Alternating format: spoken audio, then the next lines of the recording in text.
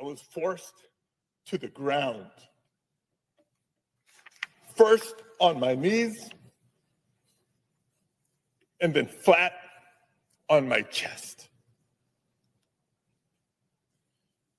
And as I was handcuffed and marched down a hallway, repeatedly asking, why am I being detained?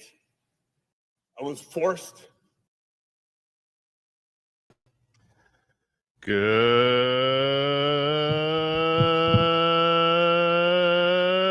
evening, everybody. Welcome to the following program. I am your host, Joe Nierman, a.k.a. Good Lawgic. So, Robert Barnes, as you know, he's supposed to be joining me tonight, and he said that he's hoping to be here at 10:15, which is roughly 8 minutes from now. That gives me a few minutes to go over a few things. First and foremost, many of you may not have realized this. It's shocking to me how there's such a massive oversight from the public about a holiday that's celebrated today, which has such tremendously rich history and really should be celebrated by all Americans. It's probably, it ranks up there, top 5 most patriotic holidays to there's July 4th. That's Memorial Day, Veterans. And today, I'm obviously referring to Joeteenth. So I want to wish each and every one of you a happy Joeteenth. Those of you who may be unfamiliar with the rich background of Joeteenth, which dates all the way back to 2022, that is a celebration of all persons in your life or around you who are named Joe. It's an opportunity for you to recognize their achievements, their contributions to your life, and benefits that you may feel you've gotten courtesy of someone named Joe. Unfortunately, far too often, folks in the world tend to not express sufficient appreciation to people named Joe. And seeing as how, I'm not sure why it is that this is a holiday that people still work. I mean, for crying out loud, we have freaking Labor Day. I would think that Labor Day should be given up in lieu of Joeteenth. And I think it's long overdue. Now, please note that certain exceptions to Joeteenth, it is actually verboten to celebrate any former world leaders who use the first name Joe. So there's no Bidens, no Stalins, no celebrating Stalin, but anyone in your life named Joe, or someone, it could be a friend, it could be a family member, it doesn't really matter. This Joeteenth is a day that's been designated for the world to basically celebrate the greatness of folks named Joe. This is not to say that every Joe is inherently great. That's why you have the origin of the term, it's just an average Joe, because that would be someone. Average Joe is someone who I would think you wouldn't be celebrating as just an average Joe, as opposed to most Joes. Most Joes are actually well above being average Joes. You can celebrate G.I. Joe. That would be appropriate. That would be appropriate. So I just want to wish each and every one of you, and I feel as if some folks tried stealing Joeteenth and started pretending they invented some brand new holiday called Juneteenth to try and celebrate something or other that I don't even understand. Juneteenth isn't even English. And so I'm reclaiming. I'm just going to say, make Joeteenth great again. Make Joeteenth great. So there you go. So you can celebrate Joe Blow. You can celebrate Joe Mama. It doesn't even matter. You can celebrate a cup of Joe. These are all different ways to celebrate Joe in your life. So there you go. Brian Allen says, I'd add 14, maybe 13 months, but thank you. God bless you, Brian. Oh, remember, for 13 months. Yeah, I think he's been here a lot longer than a year. That I know. He's been here a lot longer than a year. So I'm gonna sound the horn for you, especially if you wishing gifting a membership to the following courtesy of Brian Ogden. God bless you, brother. God bless you. My whole funds YMCA. Thank you so much. Fletcher boy. There he is. Oh, that's so nice of you. Happy Joeteenth to you also. I hope that Joeteenth treats you well. I hope it's been your best Joeteenth ever. That's my wish, is that each year Joeteenth should not only be celebrated, but it should be an improvement on the previous year. That's how you know that Joeteenth is actually rising into national consciousness. So happy Joeteenth, everyone. Happy Joeteenth indeed. The other thing I need to share with you is my own error where I was wrong. And I was wrong last night. And perhaps 2 nights ago. It came up 2 nights ago. That's when I first learned about it on the air. I learned about it on the air, but I made an error. The error I made related to these claims that Tucker Carlson got money from Qatar. The claims that he got money from Qatar. Apparently, and Robert Barnes is the one who actually jumped in my box and DM'd me saying, this is just not true. This is not true. And that form that Laura Loomer found that has been circling around the internet relates to a third party who basically was helping coach, I think they're called Lumen 8, that was helping coach Qatar and how to deal with the representatives of Qatar who were dealing with the interview in preparation for his interview with Tucker Carlson. So they're the ones who actually collected the money, not Tucker Carlson himself. And that's obviously highly significant. I'm quite sure that several times yesterday I referred to Tucker Carlson having taken money from Qatar. So I definitely, I feel it's incumbent upon me to clear that up. I went on to X today and I gave a pretty, I explained where I had gone wrong. And yeah, so I also said I was going to call attention to it tonight before I forget tonight. In fact, I'll even just read to you here what I did. And then there was a video that Robert Gouveia did, which really which really came to my attention, which really just nailed it home. Robert Gouveia called to my attention. I was like, oh my gosh, maybe I'm wrong on this. And then I saw, that's when Robert Barnes called to my attention. And then I saw Robert Gouveia's video and I was like, all right, I definitely need to correct this. This is the post that I had put up there where I basically said, I stated on my show last night that while I do not and have never believed that Tucker Carlson was remotely anti-Semitic, that he seemed to have financial ties to Qatar, as pointed out to me by Robert Barnes privately, and in this great breakdown from Robert Gouveia, the Qatar claims are false. I wholly retract that claim. I'll repeat this retraction tonight on air. That's what we're doing now. I highly doubt that Tucker Carlson knows who I am, and my statements likely had no impact on him, but my goal is to help people be properly informed by presenting information as it becomes available to me. That requires owning it if I present information as fact that I later learned to be inaccurate. So, yeah, Tucker didn't take money from Qatar. There's absolutely no evidence that Tucker took money from Qatar. So I just want to clarify that. And those who are referring to him as Qatari Carlson or whatever, that's baseless. That's baseless. Joey, person in chat number 6. I learned my new apparententeeth complex celebrates today's 10th day, so we can't move 10th in until tomorrow.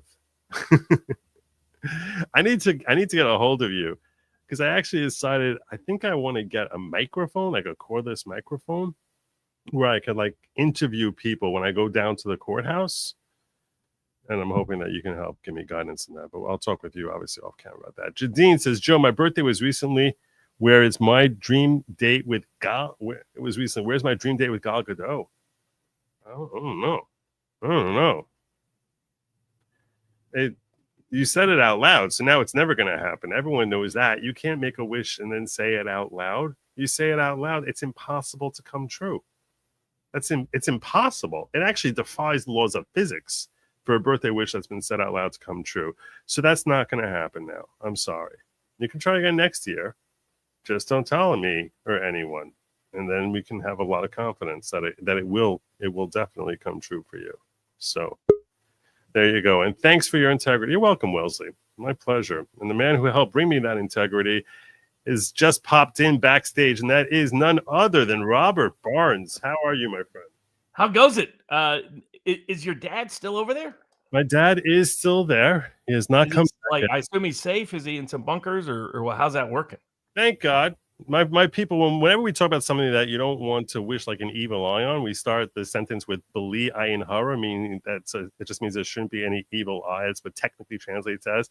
So we would say Beli ayin hara. There's not been much bombing in Jerusalem, which is where both my son and father are. Oh, your son is over there. Yeah, my son's living there. Ah, okay. My son and his wife are living there, and my father went there to visit. My father was supposed to come home today, but they're not letting anyone go. I don't think it's an American citizen thing. I think it's mostly a matter of that they don't think they can't guarantee they get planes out safely with all the missiles that they keep popping into their airspace.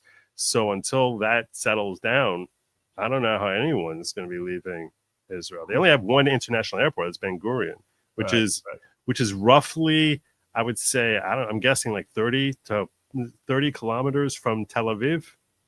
So, wow. Yeah, it's not. It's so they shut it down. How nerve-wracking is that? Or is it mostly chill? Like a professor of mine who went over, lived there, and he kept inviting me, and I was like, I just keep seeing bombs and stuff. I'm not sure I want to go. And he was like, don't worry, we get used to it. Is that their mindset, or is it more, hey, been through this, done that, not a big deal, we could manage it? Yeah, I mean, I think it's interesting. I think because of all the holy sites that Muslims themselves recognize, that could be that's probably a major reason why is that Jerusalem itself tends to be relatively less bombed than Tel Aviv. They're they're also not situated nearly as close to Gaza. If you're unfamiliar for those who are unfamiliar with a map of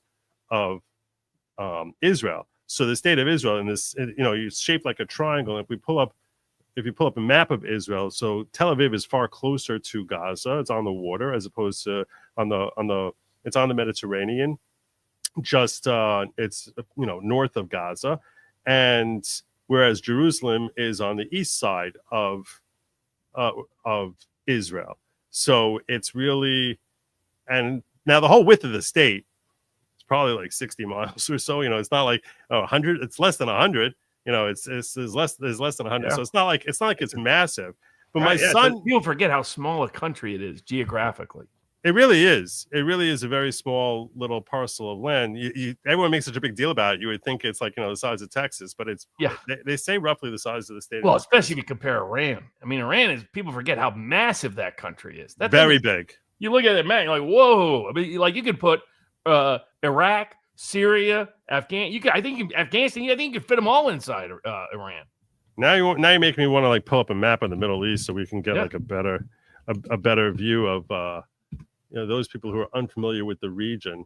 So Saudi Arabia is the biggest one. I think they're bigger than Iran, but Iran is close. But a lot of desert in Saudi Arabia. Now there's some in Iran, but all the other thing people forget about Iran is I think they have in their head the image of Persia and everything associated with Persian culture, and they forget it's one of the most mountainous countries in the world. And I mean it borders. You got the Azerbaijan, the Persians are in the center part of the country and the southern part of the country. But along all the borders, you have a bunch of different. You have I'm going to mispronounce them. I mispronounce everybody, so please don't get mad. No worries. The Asbergis, you got the Turks, you got the Kurds, you got all these little groups that are around all the big. But look at that. That is one massive landmass in the middle right there. This is all. Yeah, this whole area here is obviously Iran. In contrast, this is Israel. Now, if you want to know where Jerusalem is, it's that sounds right. You'd almost need a magnifier to figure out where Israel is. Yeah. So Jerusalem is right here in the dip. Whenever you see that map with the West Bank, this is called the West Bank, even though it's on the east side. This is what confuses a lot of folks. It's called the West Bank, even though it's on the east side of Israel, of the state of Israel. The reason it's called the West Bank is because on the West Bank of this river. So they call this area the West Bank, even though it's technically the east. The West Bank is on the easternmost side of Israel. It's either that or that since Hebrew is written backwards to most people, so that's why they put west on the east side. But Tel Aviv is over here. Gaza is down here. I mean, technically, I guess it's really similar equidistant. I don't know. It's that much of a difference. But, so here's Jerusalem. Tel Aviv is the area that gets hit a lot and has suffered most of the strikes. Haifa's up here. They've suffered some strikes also. My wife was telling me about a miraculous thing. Everyone talks about a hospital that got hit in Israel. I don't know Yeah. if you heard about that. It's Yeah, really yeah. my understanding is they hit two places next to it, and then the collateral damage. But my understanding is they'd already removed the patients to the cellar, so that nobody actually got physically hurt that was in the hospital. Is my understanding. That's just well, that they actually, that my wife was telling me about this, that it was a miraculous thing. Like I was like, this is how God protects people. That they got notification that there was some sort of building defect on like the particular floor in the hospital, so they had to clear out the floor by the day before. So they happened to clear out that floor because of structural issues unrelated to any bombings, and they did that a day earlier. And that's in the Jewish community here, everyone's talking about that miraculous, God's hand controlling and protecting these sick people from calamity there. So they call it the miracle of the hospital. Like a good sort of broader context for this is that there's a lot of assumptions about Islam, Judaism, and Christianity that is popping up in different aspects of this debate, and like there's a certain assumption, like if you're Jewish, that means you're pro-Israel. It's actually a lot more complicated than that. Correct. They not only do you have sort of the old, what you could call almost the communist left, that was very anti the so-called Zionist project, the idea of Israel. But as you articulated, there's also disputes within Orthodox. There's Hasidic Jews. There's others that have a very different perspective on Israel. So it's not like this uniform. Like some people are thrown off that the biggest Jewish population in the Middle East outside of Israel is in Iran. For a range of historic reasons. Now it's not huge; it's less than 1% of the population by a good mile. But the Jewish population that happens to be there doesn't happen to be Zionist or having a Jewish homeland. But could you give some basic, for people out there that don't understand all these different, that just have this monolithic view that all Christians think this, or all Muslims think this, or all Jews think this, that right. The different variations of Jewish opinion within the various religious traditions as to Israel. Yeah, so the country of Israel, you have to understand this, that to be an Orthodox Jew, I was trying to break this down for my audience last night because I think it's important for people to understand the contextual differences. And I ended up walking in where I wanted to sort of explain, this is why I become such a patriot, such a deep lover of America, because first in my life is Torah. And I touched on that last night, and you give me an opportunity to go into that, where it is I come to my patriotism, and it also relays into the split amongst Jews with respect specifically to the state of Israel. So if you're an Orthodox Jew, what that means is that Torah has primacy in your life. We say multiple times a day that we would, we pledge that we would give our lives for God and for Torah. Now, Torah is a reference to the original 5 books of Moses. That's Genesis, and also the prophets that came afterwards, and that we believe that Moses heard this and got this directly from God. And we believe that without any question or reservation, that every word that's in there is objective truth. And it's objective truth about morality, and that it presents the healthiest way, not to get to heaven, but actually to live a happy life. And that part of our role, part of our responsibility, is that we are designated as servants of God. That is what your life is supposed to be about. I and the rest of Orthodox Jews recognize we are servants of God. Now, sometimes people will stray, and they may be more devout about it than others. The same way you have in other faiths that people are more devout in the recognition of what that duty imposes upon them. But that this is everything in our lives. And one of the things that Torah stresses, from literally the first word of in the beginning of Bereshis is in Hebrew. It's the original Hebrew. And those 5 books, I want to clarify, are slightly different from what Christians refer to as the Bible. There are minor changes which reflect certain thematic distinctions between Christianity and Judaism. They're very similar. Most of the text is very similar. And most of the language that you're going to read in English and you'll translate and understand it to mean something, my understanding of it is likely to be significantly different than yours. I've read it and learned it and read from it every day, like in the original Hebrew. And it's yes, it's been translated into English and some parts minorly changed, like thou shalt not commit murder was changed to thou shalt not kill, and things like that, which reflect a distinction. That's showing like a distinction as far as that we believe self-defense is okay, as opposed to you're never allowed to kill in any context, which is in the, as I understand the King James Bible to present it. Anyway, I don't want to get into distinctions there on the religious element to it. The point that I'm getting at is the belief that a Messiah is ultimately going to come is rooted into it's actually one of the 13 beliefs, that there's 13 beliefs that we are supposed to all believe without any reservation, that there's one God, that he comes first and last, that the books we got from Moses are, that he was a true prophet, and the final ones is brought down by Maimonides. He enumerated the 13 faiths that we're supposed to trust in, is that there's going to be a coming of Messiah, and the last thing being that there will ultimately be a resurrection of the righteous folk who will ultimately be resurrected. Now, that's the resurrection doesn't have to come at the same time as the Messiah. So that I just want to lay that out.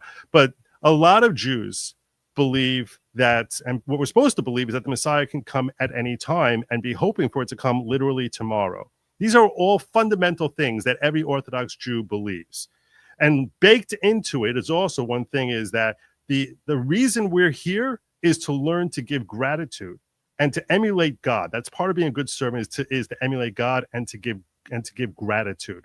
So that's why when I referenced as far as why this makes me feel a deep level of patriotism, is because as a Jew who recognizes the diaspora that we've been going through for nearly 2,000 years, and another 30 years or so will be 2,000 years since the temple was destroyed, that throughout that time, where Jews have been scattered into different villages and towns and congregations here and there, and trying to find some way to survive, repeatedly they would be invited to come to this country, and while they were there, they would get attacked and they would get harassed and chased out, and then go to that country, and continually running from one place to another.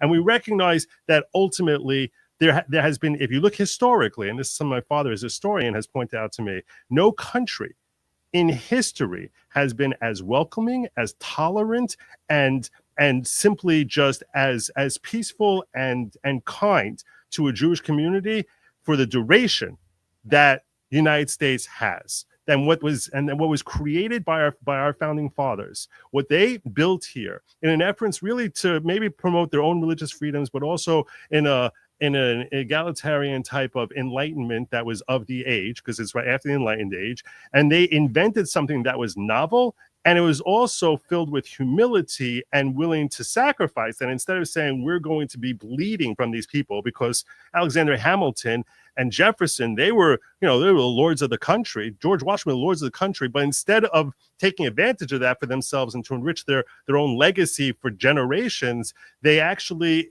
they handcuffed themselves into how they cannot abuse the people, and respecting religious freedom, freedom of speech, and all the civil liberties that we're all familiar with in the Bill of Rights.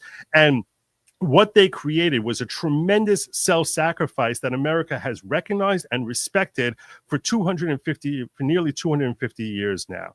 And the level of gratitude that Jews should have to this, which is a Christian nation, and we should recognize it is a Christian nation, but the level of gratitude we should have and the devotion we should have to be true patriots as far as looking out and safeguarding and caring about the well-being and interest of and the long-term prosperity of America is inherent in what we learn from Torah as far as showing proper levels of gratitude for a country which has been remarkably inviting, different and more so than any other country in history, which is why I feel it's incumbent upon me to continually do whatever I can to try and make America as healthy and as great a nation as possible, and to try and protect those founding father values that are reflected in a MAGA perspective. But when we look at the state of Israel, what happens with the state of Israel is this. So part of the Messianic age that I was talking about is that we expect that there will be a return to Israel. There will be a gathering back to Israel of all Jews when the Messiah comes. But with respect to understanding what does that mean for the Messiah to come and how does this whole thing supposed to play out, there's a lot of disputes amongst leading rabbinic authorities, and it's purposefully being kept veiled. where we have sort of insinuations as how it's supposed to come. But one of the things that most Orthodox Jews accept is we're not supposed to be trying to usher in a messianic era. We should be hoping for the Messiah to come, but not supposed to be proactively taking steps to try and make it come. And this is where, when we look at what happened with the state of Israel and its creation in 1948, so a lot of Jews looked at this as this is the first steps toward a messianic age, because now Jews are being invited back after the white paper and everyone starts flooding back into Israel, and considering, the horrors they just went through in the Holocaust. So they were looking at this as this is the start of a messianic age. And there's a dispute. Is the messianic age supposed to be something that comes over a period of time and then it has some culmination where Elijah comes? Or is this supposed to be just, out of nowhere, a grand event that's supposed to happen? And frankly, I don't think any rabbinic authority today would say this is how it's going to be, because I don't think that text is clear about it, and they're not going to just jump of leaps of faith. But the dispute here is this: Zionists, when they were trying to form Israel, the motivation that they had was not Torah.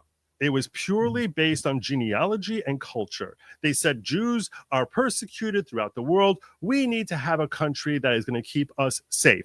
We need to have a place that we can look out for ourselves, that we can't be kicked out of anymore. And that's why we need to start this. And they started in the 19th century trying to build Israel to find a place that is safety. That is completely offensive to an Orthodox Jewish perspective, because we find our faith and comfort in basically being under God's shadow and his protection, not some state, not some country, not that I'm on this piece of land and now, yay, I'm safe, but it's a matter of as long as we stay in God's good grace, which comes from recognizing and keeping and respecting and honoring the Torah, that is how we are ultimately long-term protected. That is how Judaism continues and survives. That is the essence to what it actually is to be Jewish. And the genealogy, no. The culture and the matzah balls or whatever stupidity, no. It's all ultimately about our adherence to Torah. And these Jews who are coming in here and saying, oh, we're making a holy place because it's this place which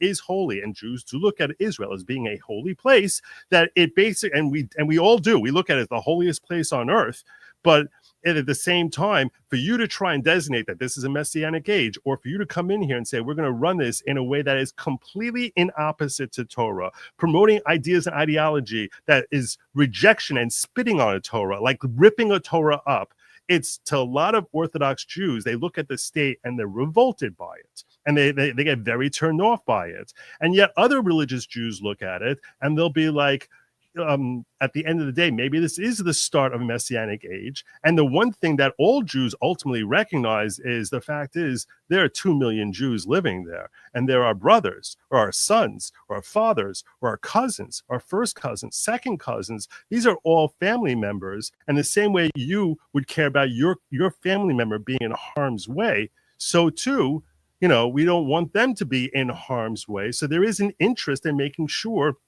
that they are safe and secure from neighbors who would see them dead and resent the fact that there's a part of the Levant that's not under Muslim control, and have been trying to basically eradicate them since literally the day of, that they found their independence in 1948. So that's why we're sort of conflicted, because we have this frustration with the rejection of Torah from the founders of the state of Israel. We don't think that we should be ushering in an era of a messianic age, but at the same time, we do recognize there's tremendous holiness to this land, and certain spots are more holy than others. But that overall, when I go to Israel, I can sense the holiness of that country. That's why it's called the Holy Land, and we recognize that it is very, very special land. There's no other land like it, and accordingly, we long for the day when the Messiah will come.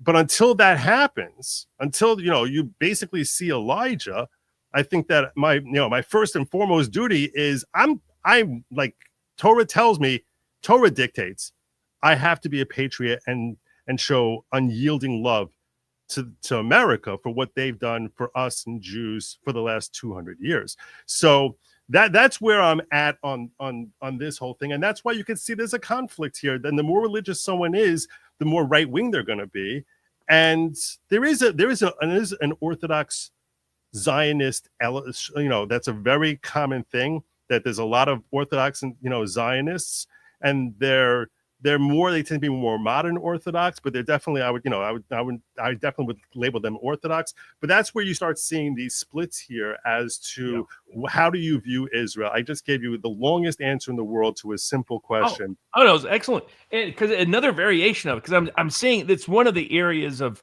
missing spaces in my view in the broader discussion. There's a lot of caricaturing, a lot of stereotyping, etc. So I'll give the Protestant version of this, because I see this misrepresented all the time. God bless Ted Cruz. Go back to theology school. Because to me, he embarrassed the tradition that I grew up in by misrepresenting what that was. So you have like within the Catholic tradition, you had less sympathy with Israel, broadly speaking, and I would say less, for a lot of reasons historically. I don't grow up in that tradition. I grew up in I made the mistake of once saying that Tucker Carlson was Catholic. He's Episcopalian, which means almost Catholic. But in fact, he's much more aligned with Catholic thought than he is with Protestant thought. You could tell with Steve Bannon, he was baffled by what Ted Cruz says. Steve Bannon grew up in Catholic tradition. I grew up in the evangelical Protestant tradition. And not just the evangelical Protestant tradition. It was Chattanooga is the buckle of the Bible Belt. We were independent Baptists, and what that meant is the Southern Baptists were definitely going to hell, and probably the independent Baptists down the street were also probably going to hell. We weren't sure. My mom would do our prayer list each night, and I figured out many years later, half the people on there were people she was ticked about. So like so and so's backsliding, probably going to hell. Let's pray for him, little Bobby. But within that tradition, I never grew up with any hostility whatsoever, hearing any hostility whatsoever to Jews or Jewish people. Now, I also admittedly didn't know many. I only knew a few. But to give you an idea, when I was in a car once with a friend of mine who was Catholic, she told me she was Catholic. And I was like, is that Christian? And she almost swerved the car off the side of the road. So that's great. Protestant I grew up. Wow, that is great. Is that Christian? A friend of mine, I got a scholarship to a prep school. A friend of mine, I remember he was getting enraged one day. He was Jewish. And it was because one of the Jews for Jesus, Nicole Shanahan's now Jews for Jesus. She was up there. I was going to tell Nicole, not everybody Jewish takes well to that phrase. But because my buddy, he was just getting enraged. I was like, what's going on? He's like, I was like, okay. I didn't even understand. I was like, maybe that's not the best pitch to make. But generally it was Israel is God's chosen people, was sort of the general reference point. But that was just more co-religionist sympathy. The way you're describing why Orthodox are going to be, even that are not don't share aspects of Zionism, are going to be sympathetic to people in Israel is that familial ties, co-religionist ties. And literally family members. Like most of us at this point, after 77 years of there being Israel, I have 3 first cousins, an aunt that's living there. My son is living there. And I don't know he's going to be living there forever. He's probably going to come back to America at some point.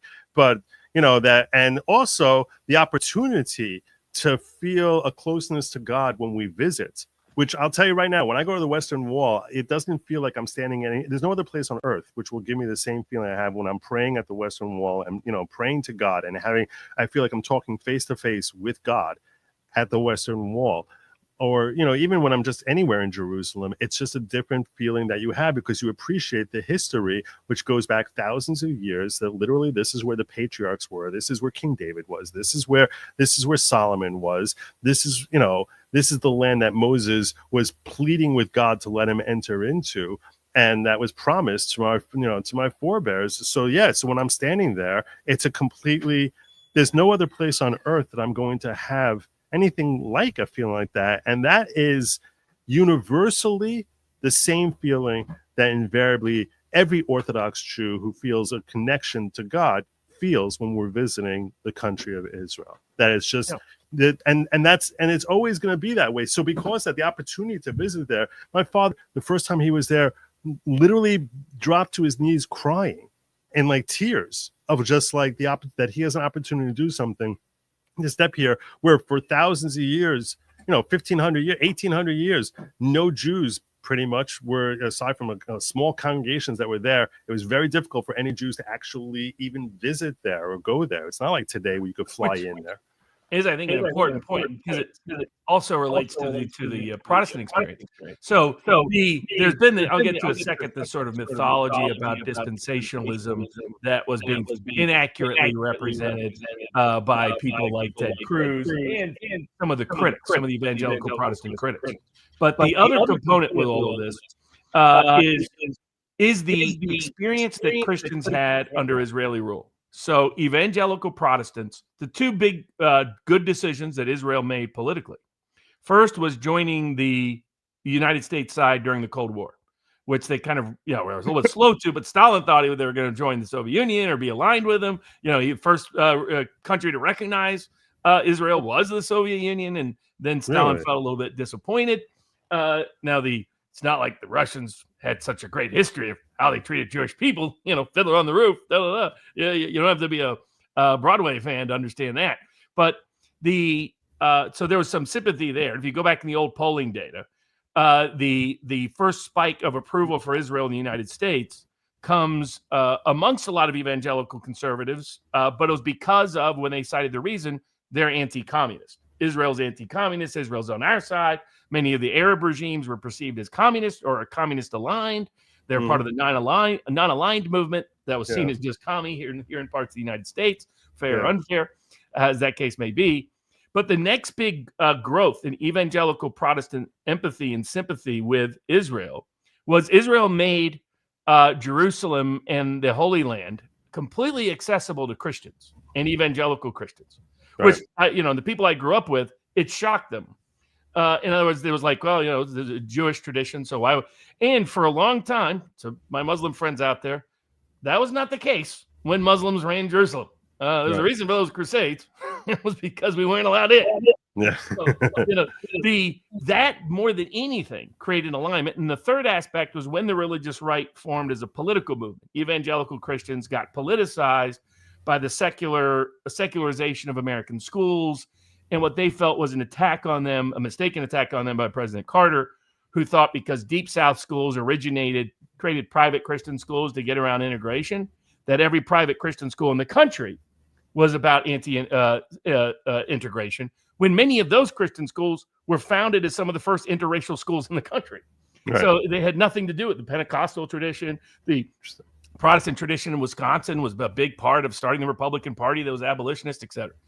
But so the religious right starts to form in the late 1970s, and a very savvy move made by pro-Israel elements was to integrate the two, was to make the religious conservative political activists, the Falwells and others of the world, to make them feel like they should be deeply aligned with Israel, that the two are one and the same. And Ted Cruz came up in that generation where that was normalized. Now, there was a small wing of this that has been greatly exaggerated, which is Protestant dispensationalism, which involves, my father used to read Revelations all the time, but it's not the dominant interpretation within the Protestant tradition, the particular form of it, which is the idea that the current government of Israel is going to bring about the rapture. And it's these set of ideas. About people like Michael Tracy and others will obsess over this, and they think it's the whole reason there's evangelical Christian support for Israel. They're completely wrong. It's a very small subset. Now, what did happen that was problematic, in my opinion, was aspects of the political elite, if you will, within the evangelical Protestant tradition. Whenever anybody pushed back on Israeli politics in, say, the 90s and 2000s, the response would be, you're not a good Christian then. There was that kind of routine. Right. I can't believe Cruz repeated that. It was shocking watching it live time. It's like, as someone who's sympathetic with Israel, not sympathetic with us getting involved in this Iranian war, I just thought either which way, this was not an effective representation of that belief structure. Oh, go ahead. No, I just got breaking news that Lady Lawgic shared with me. I'm sorry that I think it just came in the last 15 minutes or so. Ninth Circuit rules 3-0 in favor of Trump on the California National Guard.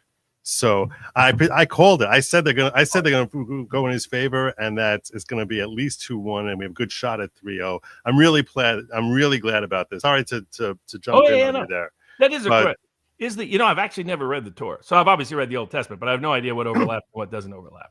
Yeah, most of it does. So this question here, as far as I understand it, I believe that what Christians call Psalms are exactly the same as what King David wrote, and what we still to this day we use it in prayer. In fact, whenever we're praying for like God's mercy or praying by a sick person, it's customary, or at a cemetery when we're burying someone, there are certain psalms which we will say. We call it Tehillim, but I believe that's it's the same.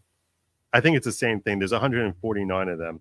So if you have 149 Christian psalms, you basically took King David's psalms, is what I think it is. So to answer that question, the only thing is Francis Bacon, who was probably really Shakespeare, who was the editor of the Shakespearean of the King John's or King whatever Bible, may have edited various aspects in translating it, because I think it's either one of the Psalms or one of the Proverbs that you go up like 42 words and you come down 42 and you get Shakespeare combined.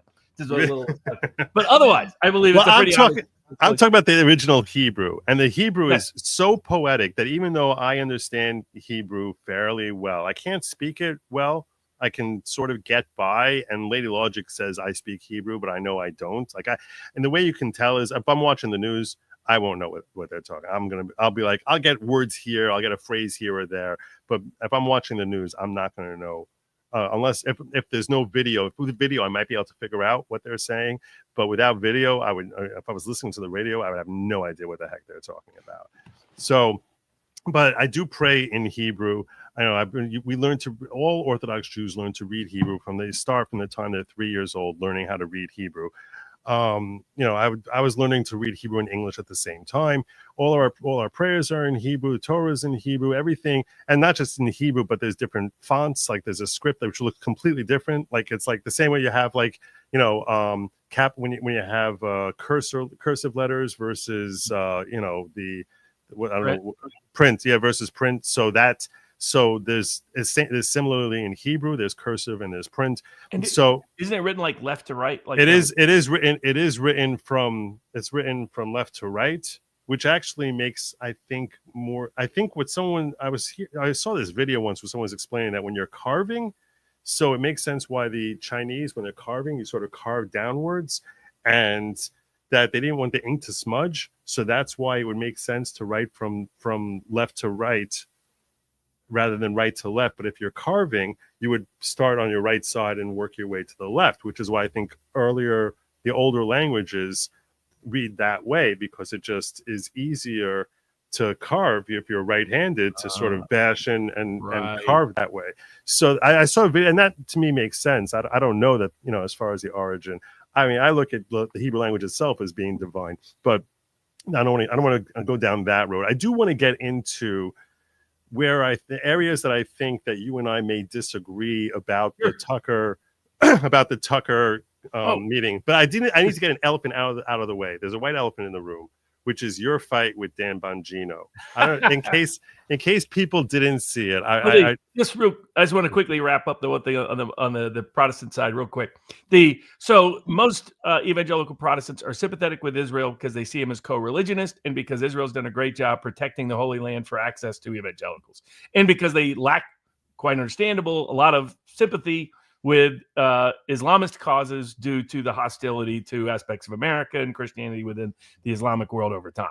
But it is not that either Orthodox Jews, or evangelical Christians think Israel is God's existence on earth. That is, to the degree Ted Cruz gave that impression, it's completely not accurate representation of a majority of the people that are involved and connected to it. You could argue that there's aspects of the Iranian population who believe that more about the Ayatollah than either evangelical Christians or Orthodox Jews believe that about Israel, in the sense that it's not like the Pope and the Vatican. There's aspects of that. You can find constituencies that believe that, but it's not the majority sentiment in either group. Does that make sense? So it's not the majority sentiment as far as that Jews should be in Israel. No, just what he was saying. Idea that Israel is God's place, like what Ted Cruz says. Israel is the Israel of the Old Testament. Israel is God. You can't offend Israel without offending God. That the government of Israel is indistinguishable from, say, the Pope and the Vatican for Catholics, or the Ayatollah for aspects of the Shias. And my point is that's not the majority sentiment within either Orthodox Jewish or Christian belief structures. Does that sound right? I'll tell you right now that we don't look at the state of Israel as being anything that's beyond any reprobation. We are highly critical of the Israeli government, and I'll tell you this much. You can look back historically as far as splits between Orthodox and non-Orthodox Jews. It goes back really, frankly, you can look back thousands of years to splits as far as, translations and rabbinic authority and things of that nature. But I would say that it was in the late 19th century, really after Karl Marx started becoming popular, that there were a lot of irreligious Jews who really embraced Marxism. And they very much, and you can understand why Stalin would think that they might be a natural ally. And I've explained on this show here now why historically that would be. I really don't want to review it because I feel like your time here is precious, and I want to sort of fixate on Robert Barnes related things rather than going off my own thing about history of Jews, which I probably did too long already. But so it does make sense why it is that Stalin would have thought that. But yeah. We certainly do not regard the state of Israel as having any sort of biblical relation at all. I don't think they look at themselves. When I talk to Israelis, the government doesn't really do that. The evangelical, only Ted Cruz. I mean, now I think part of it was within some of the religious right power structure. They thought this was a way to discipline because I saw it live time growing up. If you're an evangelical Protestant, you're a bad Christian now because you're questioning it. I was like, hold on a second, that's a politician over there. Well, I should point out Protestant tradition. We don't believe in no popes. We don't believe anybody's divine other than Jesus. I should point out an Israeli perspective that I had never heard until I was visiting the country a few decades ago, and I was driving with a cab driver, and he shocked me because I was talking about he was clearly not, I would call a religious Jew, and I asked him why it is that, you live in this land, as you see these miraculous things around you. Why are you not religious? And the word in Hebrew for religious is dati. So he says, "Ani dati, ata lo dati," which means I'm religious. You're not religious. So I was like, what are you talking about here? So he said, being religious, all it means to be a good Jew is to live in Israel. If you live in Israel, that means you're a good Jew. If you don't live in Israel, you are not a good Jew. And I think that's a perspective that a lot of Israelis may have, that it's not a matter of doing anything for God, but that their duty is to live in Israel. So that might have some sort of parallels to what Ted Cruz was, his position, that there could be some Israelis who look at it, but it's a completely bastardized perspective as to how we look at being religious and how, it's ever been looked at, before 100 years ago. So can I get in? I want to pull up your post here, and then speaking of connections between Israel and some other people that might not be so religious, you might say. Yeah. So so this is what Robert Barnes posted yesterday evening. He wrote, "Why did FBI Director Don Bongino, FBI Director Cash, AG Pam Bondi shut down inquiry into Trump assassinations and refused to disclose Epstein files? So war horrors can pretend Iran was behind the assassination attempts, and so the world wouldn't know Epstein worked with Israel." So when he wrote this, and frankly, when I saw this, I was like, okay, I was like, okay, I'm not really down with some of the stuff you said here. I can talk with you. There's a lot of reasons I come up with as to why it is that the Trump assassinations that, we haven't heard much about it. And the Epstein files, I think, is probably this. I have grave concerns, and I admit that it definitely could be protection of Israel. That's one theory which you could throw out there, but you could also throw out there probably a dozen other theories and float them out there. You can look at MI6. You can look at the embarrassment for various folks in the FBI who are still working there and very important. And, they helped set Epstein up. And if we look at these files, you're basically destroying these people. and they're going to be, they're going to be exposed and or have their lives ruined because of what they did here. There's just a lot of reasons as far as the deep state being a deep state, which are wholly unrelated to Israel. Well, I also admit that one of the possible factors there is Israel. Like, I recognize that's definitely a possibility. You're crazy to deny that. Well, yeah, it could impact people in the Pentagon that are still there, people in the CIA, the other intelligence agencies around the world, French intelligence that, at least Robert Maxwell had deep ties to, Ghislaine Maxwell's father. So I agree there's multiple suspects. I only put this, it was late at night, and I was kind of irritable. And because I'm against I don't want the U.S. involved in this war unless it's, I don't want the U.S. involved in the war. That's that simple. Okay. If Israel can do what it needs to do to defend itself as it sees fit, I got no problem with that. I just don't want to be involved in it. And I don't want it to blow up the whole Trump agenda, which I fear it has so much risk it could do. But also I was frustrated by these two things. Separately, before any of this developed, I was frustrated the Epstein files were not going to be disclosed. I was frustrated that we were shutting shop on the Trump assassination attempts. I mean, with one of them, there's clearly Ukrainian ties. That guy's got ties all over the place. Now, maybe it's insignificant. Maybe it's significant. But it's like, and then the other guy screams MI6. Everything about the Butler assassin screams, Manchurian Candidate. Something about that guy doesn't make sense. I mean, he's got like 8 phones, supposedly. He's got like multiple encrypted stuff. Things are wiped down. They can't.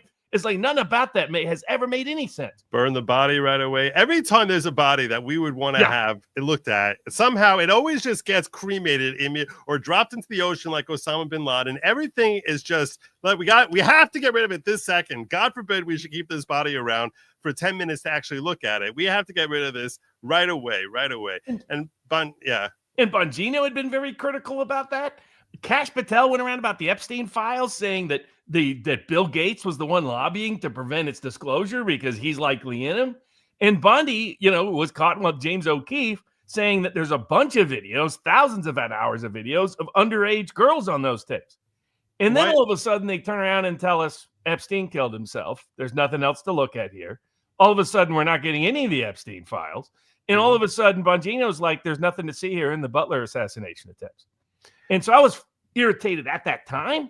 But then as I was putting the other thing that was frustrating me, there's some pro-Israeli types that need to back off. To give an example, there's a lot of good, conscientious, hardworking people that got put into position that have been MAGA for a decade. And then they're not anti-Israel, but they're people that have along the way have ever voiced any skepticism of any Israeli government official. They are being purged. They are being mass purged by people connected to AIPAC and others. They are removing him and removing him and removing him. They're launching bogus leak investigations against him. In one case, they just fired this guy that's a high-ranking Pentagon Joint Chiefs of Staff person, colonel, because he had said some anti-Israeli things, and that was it in the past. I mean, it wasn't even current. Right. And I was like, this is bad politics. I was trying, aside from other things. And a lot of these people are conscientious people. It's like, let's have 10 voices in the room. I don't mind. As a pro-Israeli person, I don't mind 3 people with a skeptical view in there. That usually improves the quality of your decision-making. 100%. In fact, and I've actually said, I call Jonathan Greenblatt, the head of the ADL, I call him Jonathan Goebbels because I think he's the worst person for Jewish PR in the world. In that he basically, whatever it is that people are saying Jews are doing, he's out to prove that they're right. yeah, exactly. What the biggest anti-Semites say, I'm like, I'm going to prove it. Oh, you're saying that we're in control of everything? I'm going to get your contract with Nike canceled. You're saying that we're canceling, you can't speak? Oh, okay, let's make sure we're going to get everyone deplatformed. If they just mention Israel and say anything bad, we're going to get them. I'm like, what the hell is wrong with you? What is wrong with you? I'm like, I hate this guy. I'm telling you, he makes me so nauseous how he's just like, this is like the worst. He's terrible. He's the last person who is as bad for Jewish reputation that I could think of is Goebbels. He's terrible. He makes me hate Jews. I'm like, and some of my best friends are Jews. So right, exactly. Well, it was in the same vein. I started like, okay, what could combine these things? It was what could combine these people getting purged. What could come with the Epstein files suddenly getting pulled and contradictory answers from everybody involved? What could pull all of a sudden we're not going to do further inquiry into the assassinations? Now, you're absolutely right. Could just be other deep state actors, could be MI6, could be a whole bunch of other people. Absolutely. But I was like, when I was watching, like when I saw Cruz pretend that Iran was behind the Butler assassination, I was like, am I watching something? Is this for real? I mean, am I in like some weird 2003 loop where I have to keep watching Colin Powell talk about weapons of mass destruction? I mean, am I in some sort of bad simulation? Did I screw up the game somewhere and I have to keep reliving it? So I was like, this is annoying me. I was like, I wonder if the three are connected. And then I thought, well, I've been kind of, tweaking Bongino, having a little fun, and Cash Patel. I was like, did you expect him to respond? Did you expect Dan Bongino to respond to you? I'll give you my hypothesis. If I was at least right in part, I thought he would, or someone on his behalf would respond to me. Someone that was connected to him, close to him. But I didn't know. I was like, I'm gonna put this out there. Also, I figured I might as well make Viva's life completely miserable. Because I'm going after Gad Sad. I'm saying you're the honey bitch, not the honey badger. Even though I'm just trying to get everybody's attention in that world. Be careful about. It's like what Andrew Marlowe, editor of Breitbart, Jewish, old school Jewish conservative, friend with it. Breitbart himself grew up in West LA with him. Early intern. He was out there saying, "Hey, everybody. If we push this war in the wrong way, it will lead to the biggest rise in anti-Semitism in the history of America if anything goes wrong with this war. Be careful about how you pursue this. Be careful about the flow through." And I was trying to get Gad and other people's attention, just couldn't. Lee Smith, other people. And I was like, okay, well, maybe I'll be a little dramatic and get a little attention, see what happens. So I was like, well, I'll put this out there. Dan Bongino responds with, of course, both of these are absurd, ridiculous lies, are clickbait BS designed to inflame people during a serious crisis point in our history. We recently gave an interview to Maria Bartiromo. Yeah, you didn't look very credible in that. I'm sorry. Where we clearly stated the opposite. And Robert could look it up, but that would get in the way of his clicks. Please unfollow this account if you believe this easily discredited moronic nonsense. Thanks. What I said when I saw that Maria Bartiromo interview was, if you've both been in the social media game and really good at it, much better than I am, for a long time. You guys understand social media, and you also know what you as a podcaster would have said 6 months ago if you heard the FBI director, assistant director making these claims. And what you would say is, even if somehow it's true, even if somehow it's actually true that there's no evidence, maybe he got destroyed, the evidence, there's no evidence other than that he killed himself.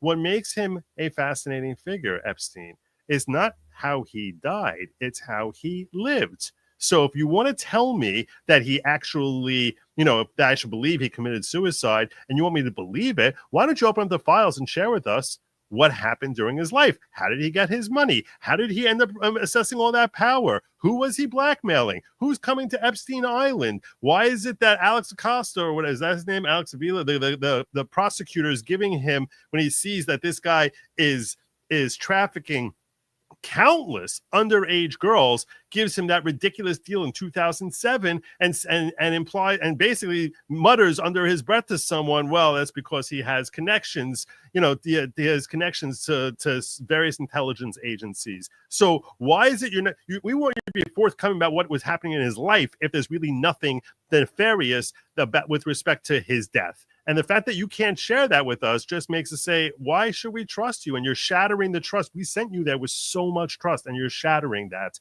by basically coming out here and giving this difficult to believe perspective about his death without giving us any reason to actually believe you, and by sharing things about his life. That was my take on it. And I think that was a lot of MAGA's take. They were very unsatisfied by those answers that he gave.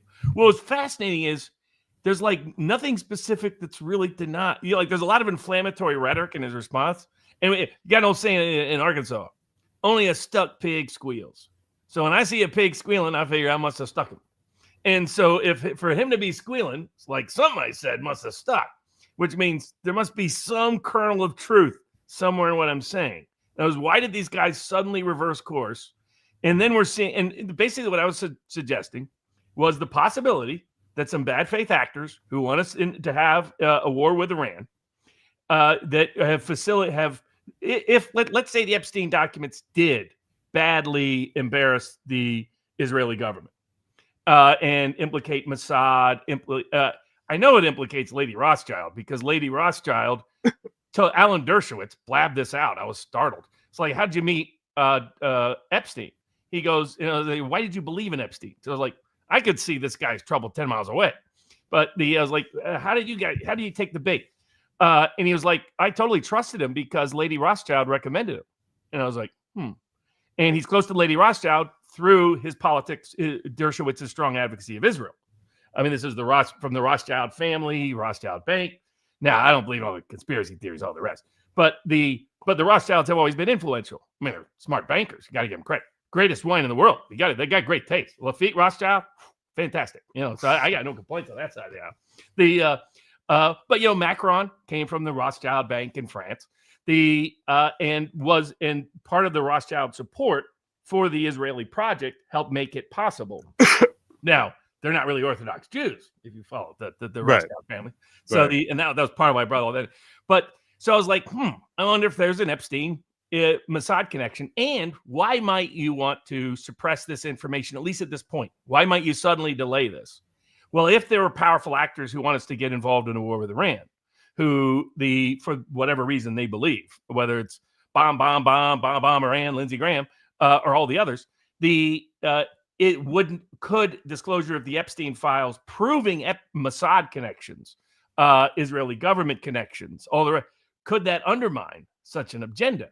Well, at least hypothetically it could, right? In fact, you can even argue from a national security perspective that you should. This is the reason why all the Kennedy assassination documents, a lot of them were hidden, wasn't because they embarrassed the U.S. government. It's because they embarrassed other governments. So maybe that's why Trump did, But I was like, it was the combination of the three. It was that. Then suddenly the Iranians were the ones trying to murder Trump, when we all know that isn't what was happening. I was like, and the Butler assassin is secretly working for the Iranian government. Bongino told me it was a solo act anyway, right? So and then you combine it with high-ranking people keep getting purged. As we speak, they're trying to isolate Vice President Vance. As we speak, they're trying to get Tulsi Gabbard removed. And it's like, for the love of the good Lord, you got to know when you're trying to take too much. But I was like, hey, maybe. And then he went, now he might have been agitating me about some other things. I was like Trump today talking about the Federal Reserve chairman. And he was like, oh, that guy hates me. He's like, maybe he's good cause. I do call him every name in the book. And I've referred to Dan Bongino, Dan Bangina, Dan Tampongino. I've had some nicknames in there. Dan Bolus, Bongino, so forth. So maybe he's been just like nursing the F you Barnes, F you. And then I put this out, and there's like some kernel of truth in it. Maybe it's just one piece. Maybe it's not all of it. Who knows? But it was a little bit too close. And so it was boom, boom, boom. I'm going to shut this boy down right now. Or it could be that he hated you beforehand. What they did is blow it up everywhere. And read the responses. These are his followers, not my followers. Because notice he didn't do Ed Barnes Law. He didn't tag me at all. Just his followers are hammering the living crap out of him. Dan, is the official position of the FBI since you're violating the FBI social media policy community for that bureau officially remains unfollowed? Everybody unfollow me. I did that. That was funny. The things people think I get motivated by. Because what I love is in the last week, I've been accused of being on 3 secret payrolls. I'm on the secret payroll of Mossad. When's your Jew check coming, Barnes? And on the payroll of the mullahs. And so apparently Ayatollah owes me some money. So I got to figure out some Bitcoin for him to send me. And on Putin's payroll. I managed to be on all 3. But now it turns out I'm just a clickbait artist. I had no idea. I got to learn how to do this better. Yeah, I'm saying, what's wrong? I believe Epstein killed himself and the guards just happened to be sleeping. The cameras happened to be off. And that got like 1.4, that 1,400 likes.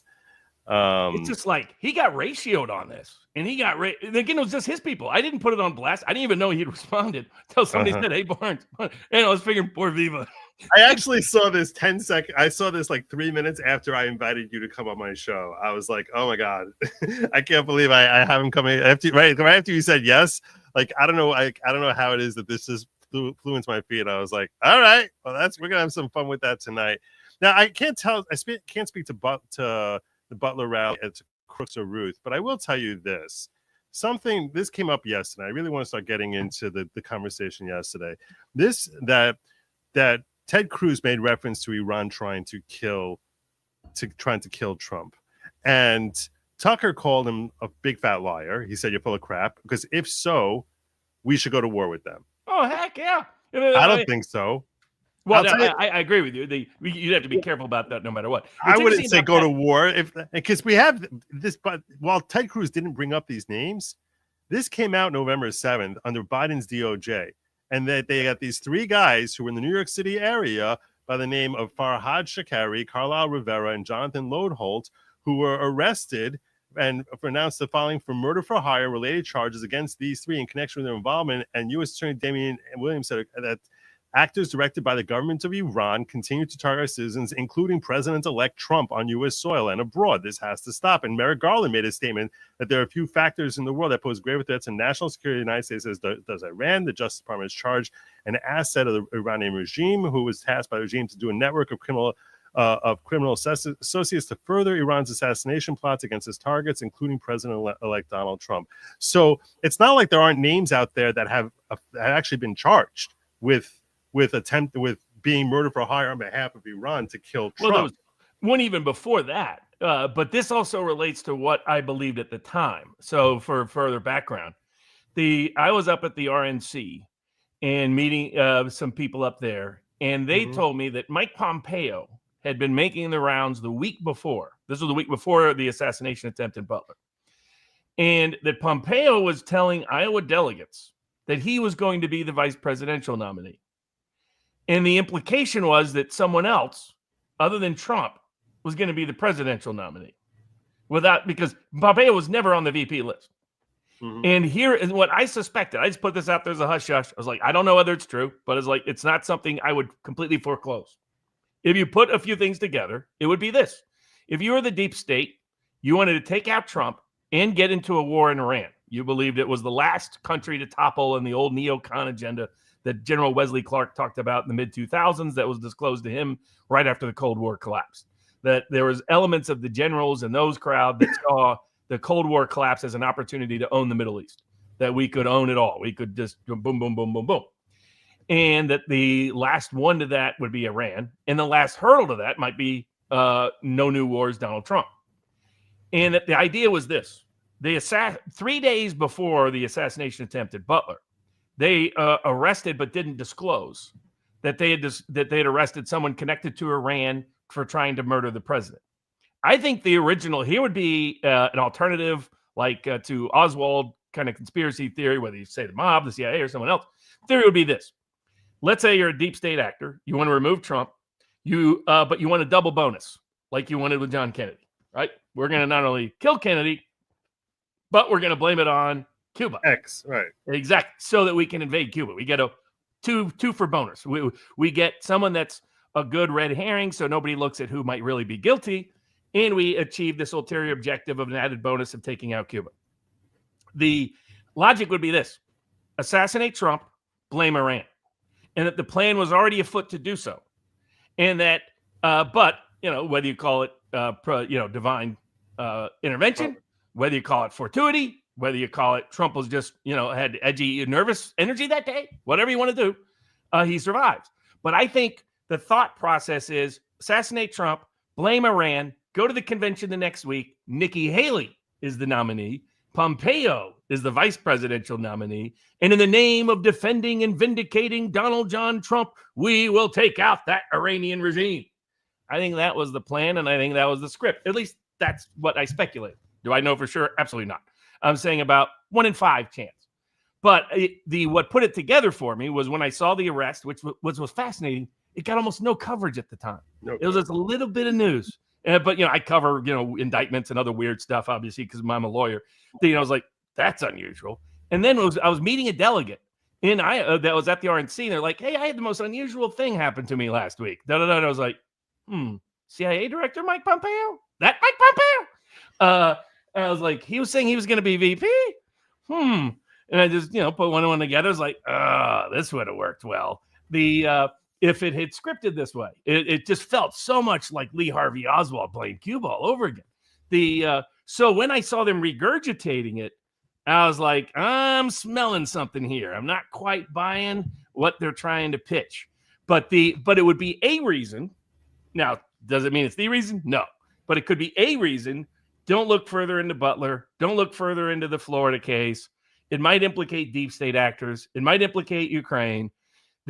But at a minimum, it won't implicate Iran, and we don't want that to be out there. We don't want that to be shut down. So just say that the investigation's shut down. You've looked at the file. Everything's fine. You got to do it, Dan, for national security. As he puts it, this serious moment in our history.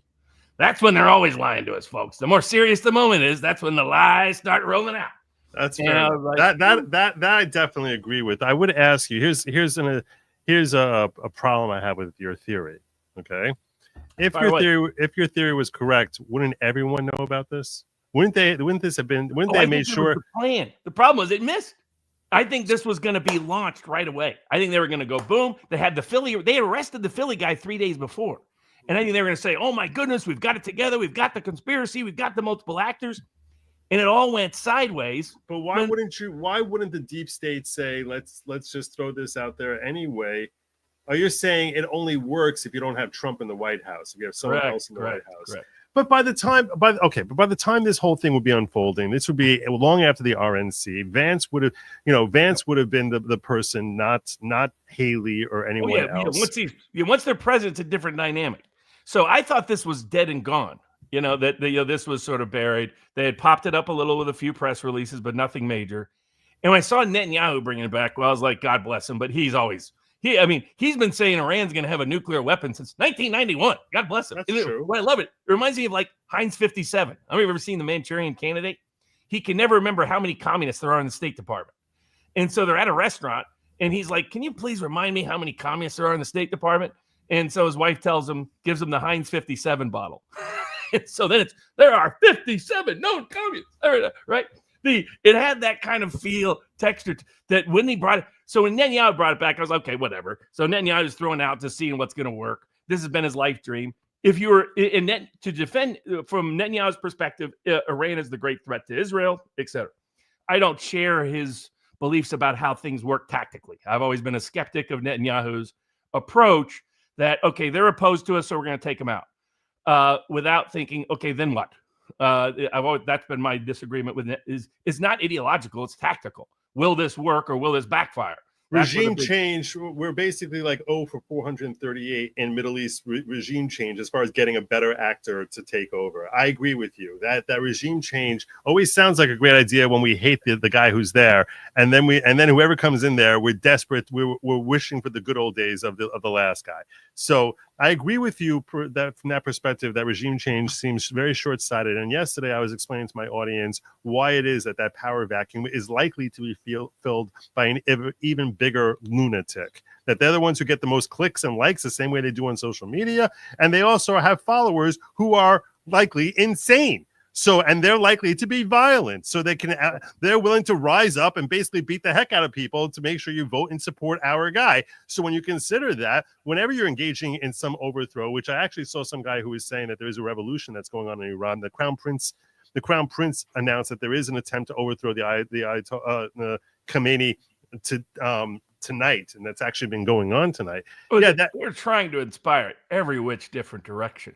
And I don't think regime change is a good idea. I do think that. I mean, we've had so many bad. This is what I've been arguing with friends. Like the people like, oh, Barnes, well, when did you become a terror lover? Well, when did you become a mullah worshiper? Are you going to be tell me Allah Akbar next? But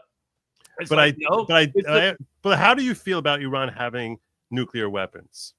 My own view is I'm a big anti-nuclear weapon, anti-chemical weapon, anti-biological weapon. Okay, but we're not in utopia, though. So how do you feel about Iran having nuclear weapons? I think realistically, we need to start preparing ourselves for a world over the next 10 to 15 years where many countries we don't like are going to have nuclear weapons. I think our capacity. I mean, when we did the Nuclear Non-Proliferation Treaty in 1968, we thought at that time, if you go back and read estimates, et cetera, that there'd be 20 to 25 countries that would develop it. We had designed the Nuclear Non-Proliferation Treaty to try to do a quid pro quo. We're going to give everybody in the world cheap nuclear energy. That was implicitly there. And we, in fact, will recognize by law, international law, a binding treaty law, your right as a country for the peaceful development of nuclear energy. We will agree that we will not interrupt at all that development. We will actually facilitate it. We will actually promote it. And I don't know who TDJ is actually. I think he transposed. Do you probably mean DJT? Yeah. Means Trump. I still love Trump, still pro-Trump, still care for Trump, still support Trump. But if I think Trump's making a mistake, I'm going to say it. I'm going to keep my mouth shut about it. That's what like people forget. I've been down this road before. It's like the Bongino seemed to try to pretend I was someone I wasn't. One little giveaway: if you're going to pretend you don't know me, don't use Robert. Right? There was this little. He had little slip. He was too agitated. He's probably 3 bourbons in. He's like, what?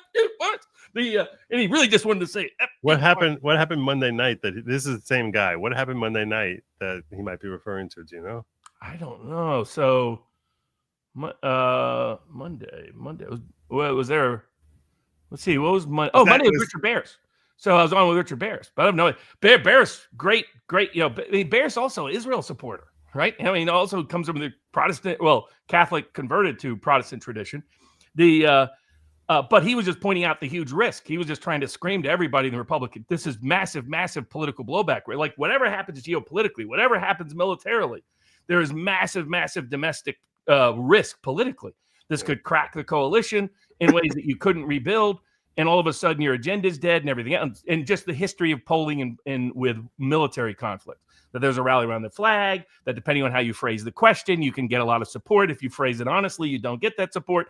And in the U.S., literally no war has ultimately stayed popular in World War II. World War I, disaster. Korean War, disaster. Vietnam War, disaster. Afghanistan War, disaster. Second Iraq War, disaster. Libya, Syria, all disasters. Even Iraq War I led to that president 1 year later getting the lowest vote support ever. And his main opponent in the Republican presidential primary and his main independent opponent were both deeply anti-war candidates. So even the popular war turned out not to be popular in America. It's because we end up paying a bunch of blood and treasure and getting nothing. We don't feel more safe in return. We don't feel more secure in return. That wasn't Hitler we ended up beating. It ended up being some schmuck who watches, 50 porn movies every night, like Saddam Hussein, or Gaddafi is building little tunnels to find little women to harass in different college dorms. It's like, okay, why are we spending all that time on that guy? Bin Laden? Come on. These people weren't worth the effort and treasure and blood we put into it. And so that was what we were on Monday. And Vice President Vance, this is now public. Vice President Vance has called Richard multiple times to discuss all the different aspects. Because disturbingly, this is where I started getting disturbed. I started seeing connections. I was like, maybe I'm just being paranoid. It's always possible. But I was like, I'm going to just start throwing out these connections and see how people react. I'm going to just, shake up the tree a little bit, make a little noise, see what happens. And and on the political side, they were all being told that there was going to be 80%. Trump was being told, everybody will rally to you. Everybody will love this. Even Democrats will support you. There will be massive, and the big, beautiful bill will now pass easily. Your agenda is going to be great. And it's going to also work great militarily. And the Iranians cannot wait to overthrow Ayatollah and put a new statute and replace the statute of Ayatollah with Trump. This was the kind of language he was being. So we had to get in. I was like, no, there's another possibility here. And these are not so good. So if they're talking about Monday, that's it. That was not anti-Trump. We're still not anti-Trump. I'm still not anti-Trump. I'm never going to be anti-Trump. But when he does things like bomb Syria in 2017 based on a lie, I'm going to say it's a lie. 3 years later, proven to be a lie. When I say that COVID locking down and going along with Fauci is a disaster, I'm going to say I get tons of blowback from Trump supporters. Just trust Trump, Barnes. You don't understand, Barnes. You don't understand pandemic, Barnes. You don't understand public health, Barnes. How did that work out? Does President Trump, would he love to go back in time and not do some of the things he did during COVID? I guarantee you he would. He just said so himself. When I said Amy Coney Barrett will be a traitor, He called that. Playing at people in the conservative space, hammering the dickens out of me. There were people writing huge blogs about how evil Barnes was. You were very anti-Barrett. You were very anti-Barrett. Yeah. Yes, because I know those Southern aristocratic pricks 10 miles away. I grew up with them. I went to private schools with them. I was the poor kid on scholarship there. I was like the Jewish kid in a Christian school. I was the poor kid in a rich kid school. So you're smarter than everybody, and you're pissed at all of them. So I always say rich kids taught me to hate rich people. So I could tell Barrett, and I studied her history. I'd read her cases. I'd read her academic work. I'd read her professional work. So I knew it was high risk, and just nobody would pay attention. And it was because of there was this reflective, you can trust Trump and be critical of Trump when you think he might make a mistake. That's not being anti-Trump. That's being last week. I agree with you. Last week I was killing him. over when he came out making a statement about, well, maybe we're not going to get rid of all the illegals, maybe just the criminals, and we should have the farmers need it. I spent an hour, the longest rant of my life, I think, and I've done some long rants. The longest rant of my life was ranting against Trump for the betrayal of saying that he's dialing back who we're going to be deporting. Now, Fenton here is saying that I didn't see this, that you said Trump was a baby in a diaper. But no, I was saying that that's what it looks like when he goes on a truth sort of stampede. I was like, I understand what he's trying to do, but from a global perspective, it's putting things like evacuate Tehran. You got to be more careful than that, to be blunt. Right. You're saying it's a bad look. It's a very bad look. It makes us look like we're bloodthirsty. All the caricatures of America is what starts to come out. I get why he was irritated. He was a bad mood. If you saw him up in the G7, that's one of the worst moods. Now, I know some people have been around Trump. Trump's a moody guy. Now, he'll chill out in like 30 seconds, right? But for 30 seconds, he has one of the worst tempers on the planet. But then he'll chill out. Alex Jones, same way. Remember, Alex was like, I don't even understand where that comes from. Like, Alex, it's kind of your personality. Which he'll occasionally be like, oh yeah, you're right. And we'll feel bad about it, all right. But the sweetheart of a guy, Alex. But everybody's got their strengths and their weaknesses. It's with Trump, he just can have. And what happens is some people won't tell him what he needs to hear because Trump's the kind, and we've all dealt with these kind of personalities. They really don't, and this is true of most human beings. They don't want to be told something they don't want to hear. Trump had been told, hey, you're going to have something on a silver platter that Israel is going to go in. That's going to lead to Iranians desperate to do the deal, and they will rush to sign the deal. And then you'll have everything taken care of. Kellogg had promised something similar on Ukraine. Put a little pressure on Russia. They'll fold and capitulate like a tent. They'll move out of Ukraine, and you'll have you are going to be the great peacemaker ever. And Trump's a great salesman. The thing with a great salesman is they love a great ad. They are a sucker for a great ad. And that great, almost delusional thinking that makes them uniquely successful. I mean, think about it. You're Donald Trump, 2015. You have the highest negatives of any person ever think about running for president. You've never been elected to office ever. And you're like, I think I'm going to be president of the United States. I'm going to be the first person in American history to never hold any office and get elected directly to the president, even though I have the highest negatives in the entire country. And I used to be in the other party 10 years ago. You have to have a little bit of an ego for that. You have to almost be delusional for that. You have to expect insane things. Now, that every virtue usually has a vice tied to it. I mean, this is what's great about great religious traditions. And it teaches you these things, or the great Greek myths or other things. They teach how these things are integrated. They're not quite separate in the black and white way we might want to perceive or portray. Mm-hmm. And the weakness is Trump is a sucker for a pitch. Like, that's how he got suckered on the COVID vaccines. They said, you're going to be a hero, Mr. President. See, I disagree with you on this. Go ahead. I disagree with you on this. And here's the other thing I want to strongly disagree with you about is this just the helplessness of, well, everyone's going to get a nuclear bomb. There's nothing we can do about it. And that we should just go to sleep because what are we going to do? That's just reality. The same way people think that. I'm just saying, I think we have to start to prepare for that possibility. We can't prepare for that possibility, in my opinion. And the reason we can't prepare for that is because we're not always going to have Trump level security on our border. And these are entities which despise us. And if we get another Biden in there, which all you need is a bad economic turn, and we will get another Biden in there, someone who's going to open up our border and allow anyone to just walk across without vetting anyone, that they can basically be walking 10 nuclear bombs or even be flown in by the new administration to cities across our country carrying nuclear bombs. And no one is going to, and there's no way for us to stop that. And these are people who don't care, who basically, when you're talking about the thing that worked historically going back to the Cold War and the proliferation of nuclear weapons and the balance of power between primarily Russia and America, is that you have two sides there who are looking out for their self-interest very dearly. And you see that there's a balance of power that, hey, if I might hate the other guy, I might despise him, he's my biggest rival, but I know what's going to end up happening if I end up delivering this punch to them, and the repercussions are not worth it to me.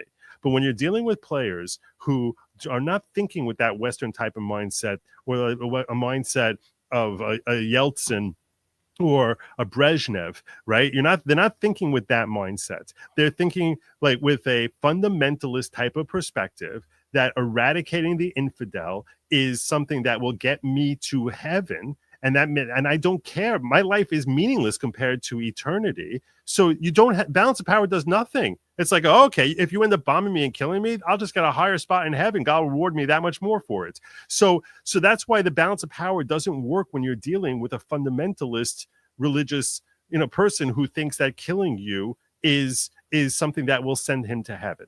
So I don't dispute any of that. I am completely committed to nuclear nonproliferation.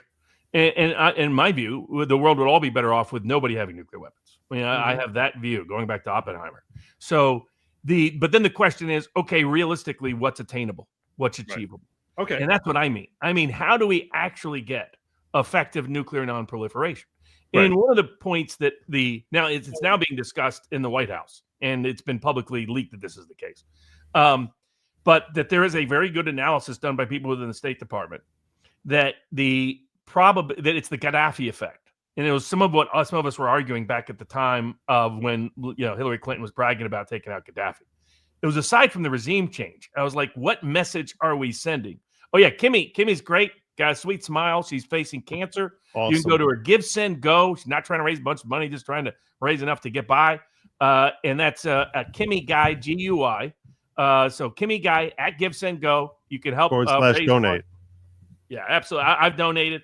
Viva's donated. A bunch of people. I've donated as well. I'm going to share the link in the description here so people can donate and get in on that as well. So yeah, when did Barnes' beard go gray? Pretty much this week. The threat of World War III. We'll get that to you.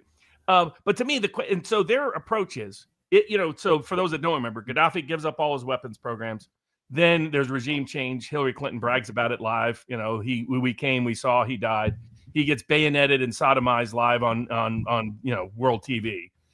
And whereas North Korea decides screw the NPT, screw the NNT, the Nuclear Non-Proliferation Treaty, and develops nuclear weapons. And what has happened to them? Their regime is now more stable than it's ever been. Now, horrendous regime, but I just mean that there's no threats to that regime internally or externally, meaningfully, anytime short term. So what did the message that the Irans of the world get? Give up weapons, get bayoneted in the street. Get weapons, everybody's going to be at your desk begging for deals.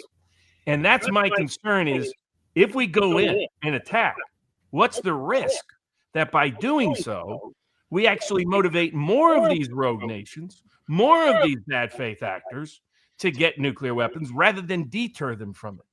Now, I'm not saying that's a guarantee either way. I'm just saying it's part of what should be the analytical framework.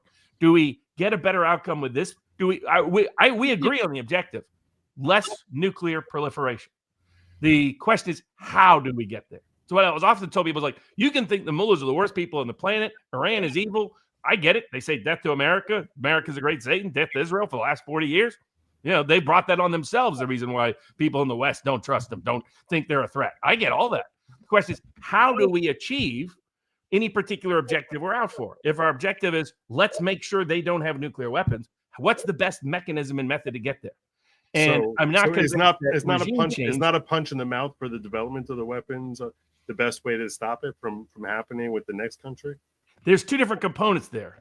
One is, I think if we can get diplomatic resolution, that has a better long-term sustainability with constant inspections and them agreeing to constant inspections to it. If we look, there's two issues. So the first issue is, I think diplomatic mechanisms is more likely to lead to less nuclear proliferation. That's one premise. Now, one can absolutely argue that either way, but that I think there's at least a plausible case for that. The second is, it's not clear. This is what I meant by the earlier statement about we might have to start preparing for a world where we can't really control this. That does not mean I don't want us to control it, to be absolutely clear. I just mean I don't know how much there's only so much one can achieve. Right? I always try that old school conservatism, right? Unlike utopianism, unlike the French Revolution, Burkean conservatism understood and accepted that there are limits, that there are things we can't achieve, that are we're not utopians at heart. It is part of it's the recognition of human nature. It's geopolitical realism, as it's called within the foreign policy school. Mearsheimer, Nixon, Trump come from within this school, loosely speaking. My understanding is even that we may not be able to, through bombs, through other mechanisms, to be able to meaningfully stop their nuclear program. And it's like, if that's the case, without murdering everybody, and that it's like, okay, we're not going to murder everybody. So then it becomes, what's the most effective mechanism? Could diplomatic means give them less of an incentive to develop nuclear weapons? See, we didn't decapitate you because you didn't yet have nuclear weapons. That's part of the sort of reverse incentive that's going on. The carrot and the stick. Yeah, exactly. That I feel more confident in that than something that could either not work. Maybe like take the bunker busters. There was a bunch of analysis. Now, I will not pretend to be a weapons expert. So I just watched what I could, and I got I got the heck out of AP Calculus. They stuck me in there because my grade scores are all good for math. I know what the heck that was. I was like, I got to get out of here. I was out of there in a week. I found the program that the football coach taught. Why? Because those 32 chapters, and he never got through chapter 5 a single year he taught that class because he was there to win the football team, not to help, thank God. So take everything with a caveat. But definitely go out there and review. There's an MIT professor, others, and apparently it's now being leaked from the Defense Department and other people. And it's people who are pushing back on the war aspect. Seymour Hersh does have an article about whether we'll go in this weekend or this week, that the goal is that Netanyahu and the CENTCOM director, who's a huge pro-war with Iran guy, has put together to Trump is a regime change. It's not take out their nukes. It's regime change is the only way to take out their nukes. And I'm like, I don't like this logic. I don't like where this logic is going. I think it would be just the opposite. And it has all these, like what happens if they shut down the Straits of Hormuz and all of a sudden oil prices double, triple, quadruple in a month, 2 months, 3 months. What does that do for Trump? And so I've told Trump supporters, are you willing to give up everything for this conflict? Right now, from my best understanding of the intel, Iran would be a year away from actually getting a nuclear weapon. They were a couple of weeks away from being able to have weapons-grade uranium. And that's a separate concern, as you point out, because that could be shared with someone else who could then turn around and develop a weapon. But in terms of an actual weapon, they're probably 10 months to a year at least to develop it. So it's like we're not on an immediate clock. We can figure out a clock that figures something out. But it's like, I think we need to figure something out, and it's got to be a combination of carrot and stick, because I think decapitation might create more bad outcomes than good ones. That's the core. Here's the problem. Here's the problem. If you give them a carrot, you're basically encouraging 27 other Muslim nations to develop a nuclear weapon so that they get a carrot. Oh, yeah. But don't we have that problem anyway? That's the problem with what Barack Obama did with Iran, where you're like, okay, well, now that you've been naughty, let's give you billions of dollars, so you'll stop being naughty for a period of time. That's stupid. That's encouraging bad behavior over the long term, and it's a short-term answer and kicking the can down the road. And basically, you're saying you can blackmail us into emptying out our treasury so that you don't become too big a threat to us. To me, that's insanity. That's the stupidest thing in the world. I understand that, but what's the alternative? What's the practical achievable? In other words, what if military means increases the risk of proliferation rather than decrease it? Well, military means what we're describing as far as what is likely to increase the problem is regime change. Right. That's different from destruction of facilities. The question is whether the strikes on just the facility. Apparently, it's not clear we can actually achieve just the strikes on the facilities. Like we could do it. There's like several different issues. One is whether or not the airspace is really clear or not. There's disputes about that. So then we could have an Iranian hostage situation where people forget Jimmy Carter sent people in to get the Iranian hostages out. The planes went down. It was embarrassing, humiliating, probably killed Carter's presidency or killed whatever was left of its opportunity. Not only that, the Iranian Revolution triggered an oil price shock, which sent stagflation back up in 79 and 80, which helped Reagan go in and win. So there's that risk. The second risk is, let's say they do get it. They don't get taken out. None of that happens. But because of where they built the facility, the bombs don't work. Then all of a sudden, we've told the world that, by the way, our busting bombs aren't actually the deterrence. We've convinced the world that it is. Right. And we've convinced a lot of people you can't build nuclear facilities anywhere because we can find them in ways and destroy them. This has been part of the Israeli pitch for the last 40 years. We'll find them, we'll locate them, we'll destroy them. But there's some concern, apparently both within the Israeli camp and the U.S. camp, that our Buster bunker, this is part of why you know what they're suggesting? And I'd be curious your thoughts on this because I'm totally against this. But I want to hear your thoughts. They are actually pitching to President Trump using a nuclear weapon against Iran, using a tactical nuke. They're saying the only way you could really destroy the nuclear facilities is to use a nuclear weapon. And I'm like, Has anyone thought about the idea that maybe using a nuclear weapon to suggest we shouldn't have nuclear weapons is not such a good idea, aside from all the other blowback? But what are your thoughts on that? This is, I can tell you personally, directly, this was discussed in the White House yesterday. Yeah, I think that's a terrible idea. I think that's a terrible idea. I don't. That's going to lead to carnage and destruction. And whether you're an American or you're Israeli or you're Jewish or whatever, I think this is a terrible idea. I think you're correct. I think Israel and the Jews will be blamed for like the massive carnage fallout that will come from it, as they will be blamed if there are American deaths that result from any of these conflicts. Yeah. And at this juncture, I think that to try and just on that type of scale, where it's like the whole point to a site to a strike is that it's able to be surgical and that we have the weaponry hopefully to do that. And look, I think what happened, we saw today Bibi announce that okay, we're gonna get the nuclear problem solved on our own, which is ideal. That's absolutely ideal. If Israel can take care of it, that's up to Israel. Israel has a right to self-defense. Iran has threatened it for 40 plus years.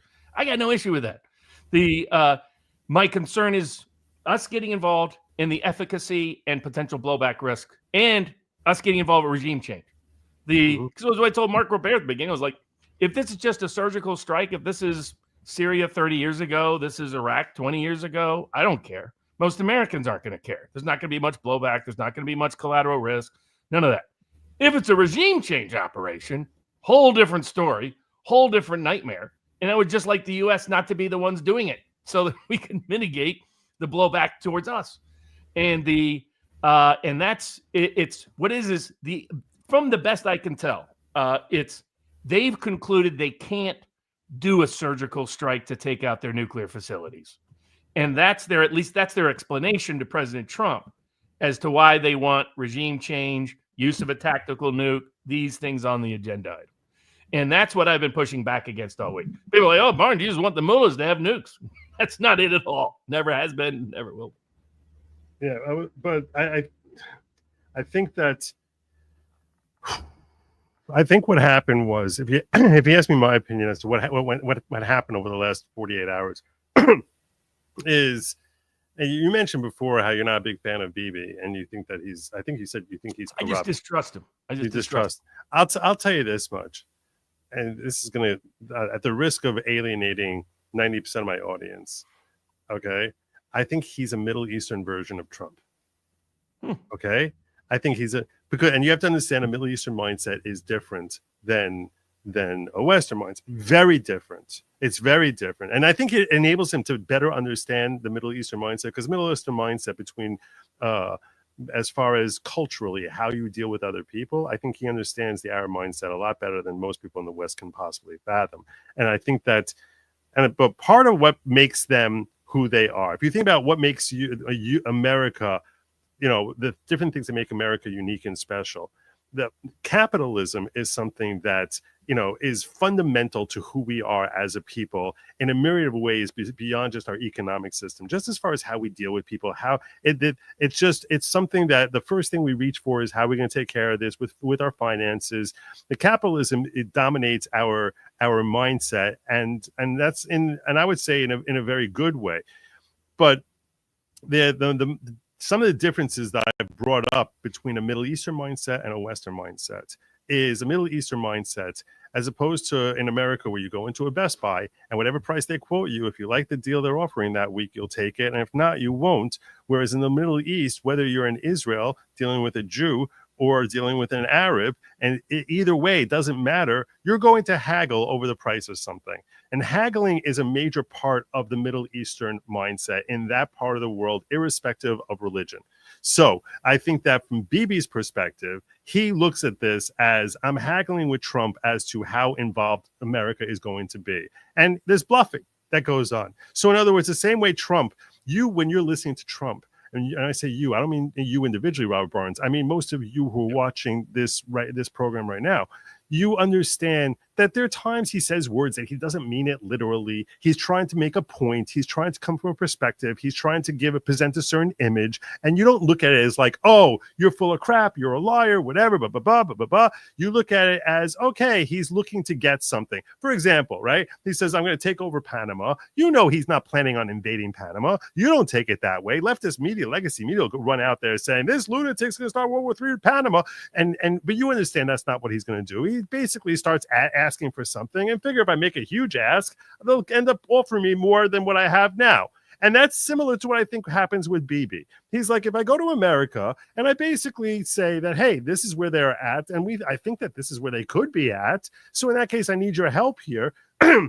And they are someone who Bibi feels a concern about, certainly more so than Egypt, more so than Libya, more so than others, than Syria right now. So he thinks that they are the primary concern. So he's basically saying, hey, this is the situation right now. We do know that they were funding Hamas and Gaza, so that, you know, they are the most vocal of the Middle Eastern nations, screaming about death to Israel, death to America, back to back all the time. So this is an opportune time that he felt like, you know, let's take care of this problem. They do have this enriched uranium, and why would we sit back on this now? Let's take care of this situation where they could, in theory, develop a nuclear bomb. Maybe not next week or next month, but I think they think that they're a couple of weeks from enriching it, and now that we have that they feel they have control of their airways, and they basically have control of Iranian skies, he's like, okay, let's take care of this problem once and for all, because we're not going to have Trump in the White House. We just dealt with 4 years of stinky Biden and his ridiculously terrible foreign policies. We have Trump here now, so let's take advantage of having someone who's potentially helpful with respect to dealing with what really can be a very dangerous problem for both Israel and America.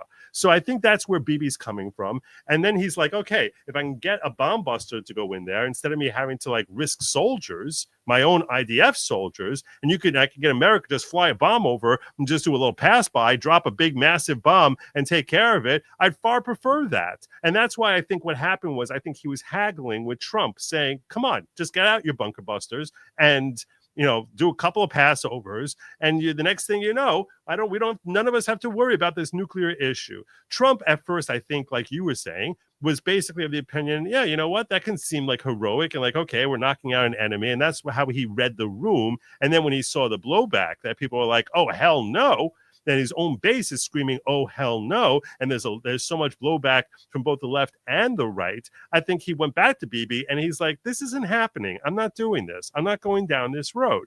And that leads to Bibi being like, all right, I guess I'll try to figure out how to do it on my own. And I think he is going to send troops in there to try and take it out. This is, by the way, with this comment here, I think is true. And you said the same thing, that, you know, we've been told Iran has 6 months from bomb for the 20 years. That's true. What you also are missing is I think there's been multiple strikes that Israel's made to Iran here and there to knock out nuclear facilities to set them back. It's a continual back and forth struggle. That's my recollection. If I'm wrong, someone can correct me and say you're mistaken. That because I know they've done surgical strikes in different Muslim nations over the years, and I wouldn't be surprised. So if I'm right, someone can tell me. If I'm wrong, you can tell me. I'm not going to be embarrassed. I'm just saying I wouldn't be surprised if that's part of the story here. But my point is that I think can feel very confident in is that I think Bibi is haggling like a typical Middle Easterner, that he's basically coming out and he's basically saying, okay, this is what he's going to tell me he doesn't want to do it. But if I push him and I make the point, so he'll eventually give in. And then Trump basically was like, no, the answer is no, I'm not doing this now. It's politically, it's too damaging politically. And could hurt my agenda. And I'm glad that Trump, and this is why I say Trump does not a rollover. He's not someone who someone whispers in his ear and is like, oh, okay, I'm in the mood, let's do it.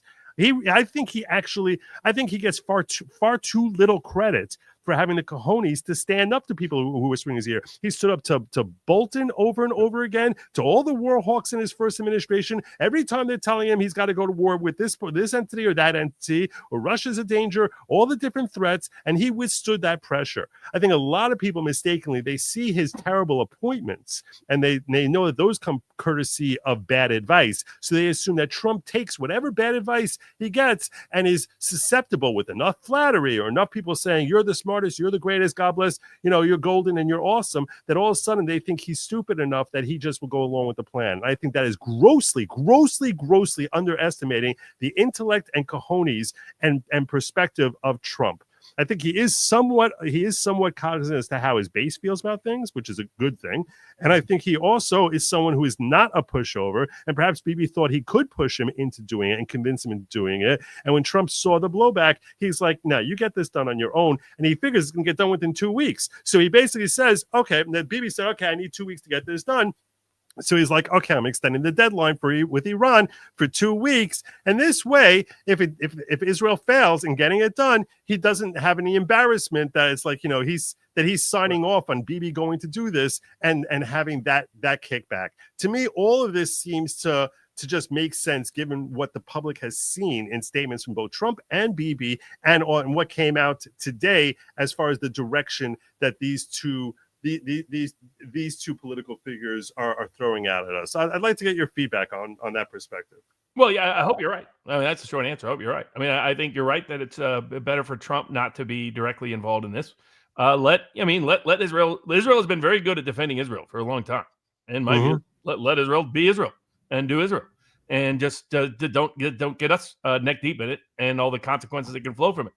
So I hope you're right that that's what happens. That we don't get trapped into something that, and I have been a little bit disappointed in this sort of what I call normie conservative, repeating their eagerness to jump in. I mean, I get like this old South Park, version, World Police, I think Team Police. Remember that movie way back? The animated film? That's a great movie. Yeah, America, F yeah. I mean, I got America, F yeah. Yeah, exactly. It's like, all right, some of that's okay. I'm one of those people as much as anybody. But it's like, we win while the Eiffel Tower is falling over. Yes, exactly. So it's like, let's be careful here. Let's let Israel take care of Israel's business. Let's not us get stuck in the middle of this. And I think there were some generals who wanted the credit. They were eager to I'm gonna go in there and say I took out Iran. I was like, let those boys retire. You can retire, go home, you did a good job. It's fine. So that's my core view. Now, the big question is, we don't know what's in the Epstein files, but what do you think are in the P. Diddy files that they are clearly not coming out at trial? But they're not even trying. They're not even pretending they're hiding it. They made sure it wasn't going to come out in trial from the nature of the charges that they brought. That he basically in his life he abused 2 women who were his longtime girlfriends / slaves, and they don't want us to know anything about that. We are supposed to assume that that's the only negative he's ever done. I have no idea. You see, I didn't do any research into his background, his life. I wanted to come in like a juror. Like, I don't know anything about Diddy, like the classic old man who's coming in here. I know he's a rap star, but I don't know anything about the background there. So honestly, I think you probably have more insight into it because it definitely there's been zero testimony. And the charges are conducive to ensure that there's no reason for there to be testimony about it, that it would be deemed non-relevant and would be that testimony would be barred altogether as being prejudicial against Diddy if they brought up anything of that nature. So my question to you is, what is the Diddy story that you think they're desperately trying to hide? Oh, so I mean, Diddy's basically tied. He was probably abused when he went to a school when he was young. That's where a lot of the sort of bisexual and other issues might originate from, depending on your, I'm just an armchair psychologist on that, so take it what it was. But he fits the profile of a certain type of person. So I've heard a very brief period of time, in only the tax case, for the most part, represented Girls Gone Wild founder Joe Francis. Unfortunately, that required a crash course in understanding certain aspects of American society and the rest. Even though I was just there for the tax thing, I still got the heck out of there as soon as I realized what this was. So from there, Diddy went into the music industry where he was kind of tutored by someone who was connected to, let's say, similar kind of Epstein-type operations and rings. And that appears to be where he learned that. Now, at the same time, a lot of people don't know the whole background. A lot of rap music took off in the late 80s, early 90s, funded by gangs. It was not funded by Hollywood music industry types.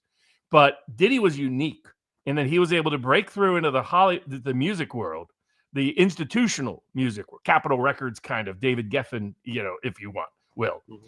And he was getting funding and support from various gangs. That's where the East Coast, West Coast, all that stuff came from. It was really a gang war about drug turf disguised as a rap music war.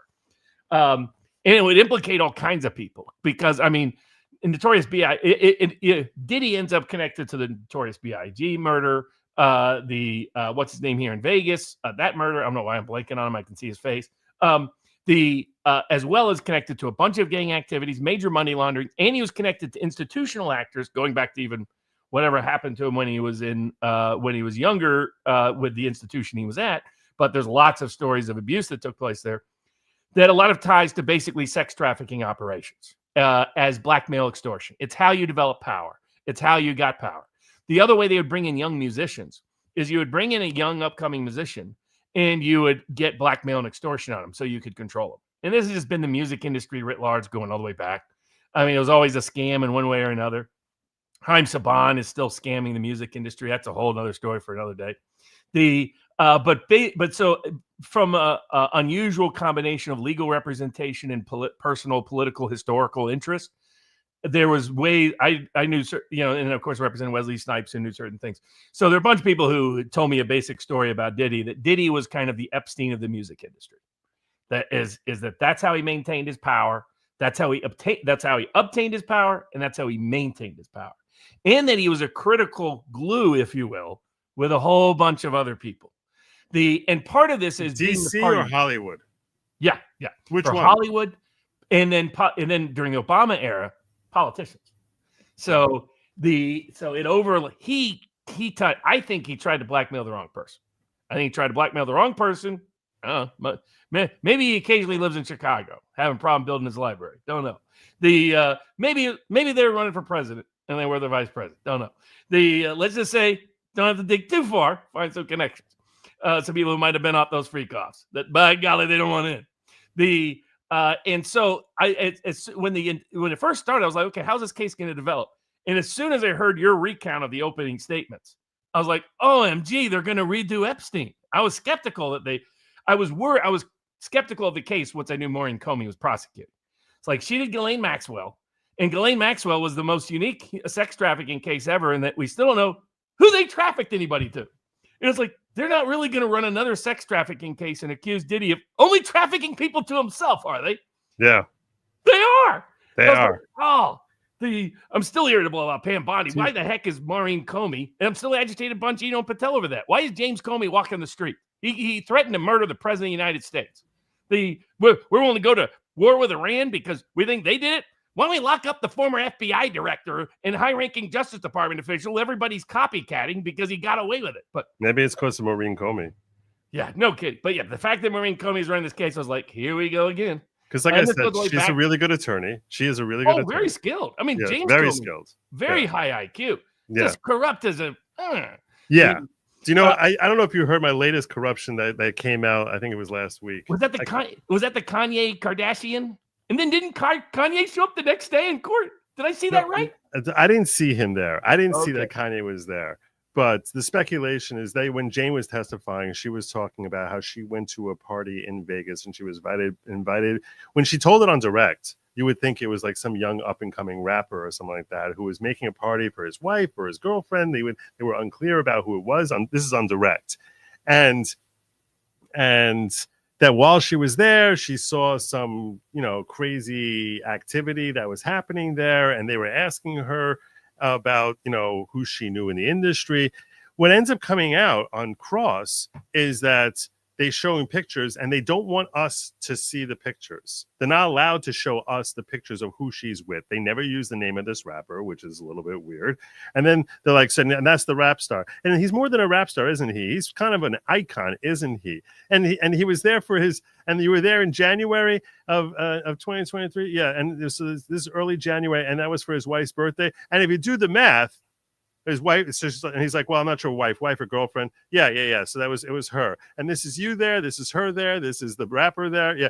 And if you do the math, that was all happening in Vegas, and that the rapper was asking her for men that she knows in the game who would be able to come and perform. I don't know with whom. Well, I'm not going to speculate about with whom, but, and then when you say that's an icon, So my first thought was, okay, we're talking about Jay-Z here. Like that's the first thought you go to. I was like, wow, Jay-Z and Beyonce? There's a lot of those connections. That was the first thought I had. I was like, okay, I can understand that because of connections, they're going to protect Jay-Z. But once you throw in the fact of the January 5th birthday, that because Beyonce's birthday is September, so the January 5th, the January birthday, I didn't say January 5th, but early January, Bianca Censori's birthday, which is Diddy's girlfriend / wife, which no one really knows. I think they go back and forth between whether they're girlfriend or married. That her birthday is in early January, and there were reports from TMZ that he was celebrating her birthday in Vegas in January of 2023. So the question then becomes, why is Maureen Comey and the state and the court, why are they all bending over backwards to keep Kanye's name out of this thing? Like, what is, I wouldn't expect them to be protecting Kanye. He's like one of the last people I would think would get protected. So what is your thoughts on that? Why they would be protecting Kanye? Because of how Kanye was likely introduced to that scene was his ex-wife, Kim Kardashian. And the people didn't pay much attention to the fact that Mama Kardashian was very, very close with Girls Gone Wild Joe Francis, the person I had the distinct displeasure of representing. I can say that because he was idiotic enough to say something negative about me publicly. I was like, yes, thank God. Now I can defend myself. I can tell people what I think about this guy. Literally one of the worst human beings I've ever dealt with in my life. But let's just say there were allegations of Epstein-like control over certain aspects connected to what Francis was involved in. Remember there was the weird robbery case, that there was a rape case, there was a robbery case that ended up being handled by the robbery division. The robbery division in LA was handling specific, unique allegations against Joe Francis that concerned sexual assault. It's like, why is the robbery division handling it? Well, I'll help you out. It was the same robbery division detectives that were handling all of Harvey Weinstein's sexual assault cases. They were there to make sure those cases got buried, not got disclosed. Basically, I lived in Malibu, for those people who don't know, out in LA for about a decade. So, and I had people like Joe Francis, other people that were always trying to bring me into that world. And I stayed out of that world. Out. I remember telling a lawyer that was taking over for me for representing Francis. And I was like, you got to watch out for this guy. He's going to try to extort you. He's going to try to entrap you. He's going to try to find out your address. He's going to try to invite you to a little get together. Don't go anywhere near it. Don't give him your address. Don't tell him nothing. And I remember telling him all these things that he had tried to do with me. And the lawyer's like, daggum, he's never done that for me. I was like, you got the wrong message, buddy. But, Lord. I was like, I got to get out of here while I still got a chance. So that's where so you dig into Kardashian, and then where does the Kardashian come back in? That's the Democratic Party all over the place. That's the Obamas all over the place. That's Hunter Biden's connections. You start digging in. That's what she's trying to hide, is this could go into major music industry moguls and touch a bunch of Democratic Party elites, much more so than there's not a lot of Republican Party elites tied to Diddy. You might argue that's possible with Epstein, with Deep State and all the rest. Not so much with Diddy. Diddy's ties, he wired himself into the Democratic funding machine about 15 years ago. And he was using the parties to help build his cred up. That's why that's why he was still in town rather than getting out of town after the raid. He thought he was still protected. And it was like, they're going to do what they did to Epstein. They're going to come in and seize all your stuff that magically we'll never find, just like the Epstein files will just magically never get produced. And then we'll run a case that shuts you up because you tried to blackmail the wrong people. If his name is Barack, don't try to blackmail him, P. Diddy. Just FYI. Just saying. No connection to anyone else named Barack. Just saying. You're talking about Ehud Barak, I assume. Yeah, exactly. You got Barack. I always try to tell my conservative friends, Barack Obama may have learned his ideas in Indonesia. He learned his politics in Chicago. There is no more brutal, power-driven town. I remember predicting with a buddy of mine right after Obama got elected. I was like, if I'm right about Obama, you watch the Jesse Jackson III will somehow get taken out from political power, and he'll make sure whoever replaces him in the Senate is his choice, not the governor's choice. And he'll make sure the governor does not have the same degree of political control because he will protect his backyard, because that's the first thing you do when you think like a Chicago politician. And by golly, within 3 months, both Jesse Jackson III and the governor were under federal indictment You got to give old Barack credit for that. That boy knew how to use power when he was ready to use it. That man, in case somebody misconstrues that. Yeah, I was gonna say. Yeah, I know exactly. I mean, I'm sure it'll be out there. But I've done more civil rights cases than 99% of the lawyers in the world. So good luck trying to come at me with that. So I think the goal was, how do we get all of his evidence so that nobody else ever sees it? How do we shut him up for good so that he never tries to blackmail or can extort anybody else? And at the same time, do it without ever disclosing to the world what he really was about and who he could really incriminate. And it was like, that's what Russiagate was, right? What Mueller used Russiagate to cover up Spygate.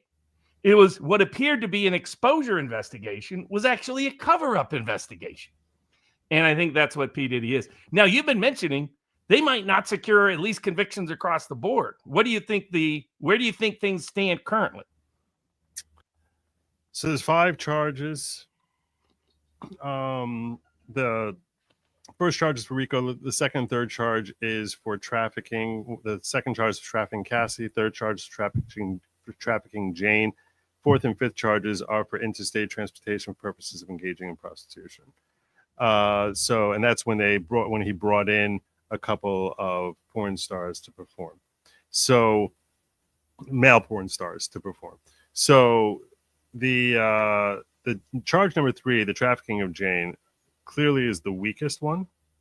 That's like, because the way she testified throughout was, this is what you do for your partner, this is what you do for your lover. That's the language she kept saying. Oh, he's my lover, so you're supposed to make him happy.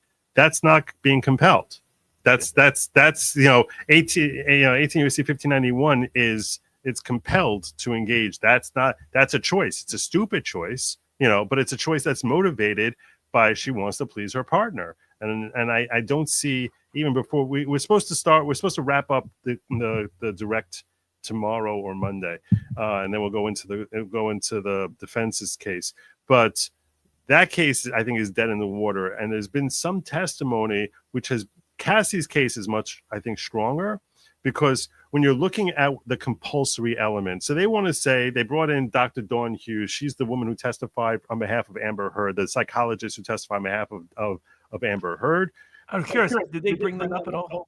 No, they didn't mention Amber Heard. I would have been real tempted if I was Diddy's team. If you were Diddy's team, Amber Heard was a victim too. Yeah. They did talk about how she always represents the women, and that she thinks, and she does portray every woman as being a victim, but similar to what Depp's defense did.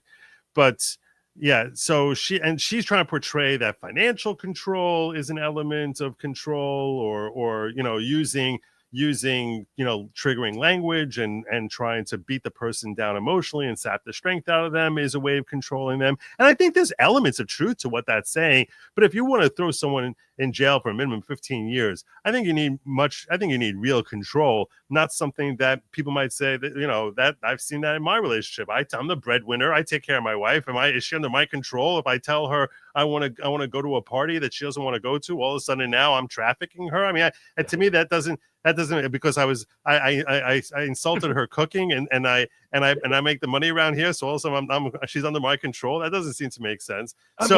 If feeling coerced for a relationship is trafficking, that's basically going to be everybody in the world in the history of relationships.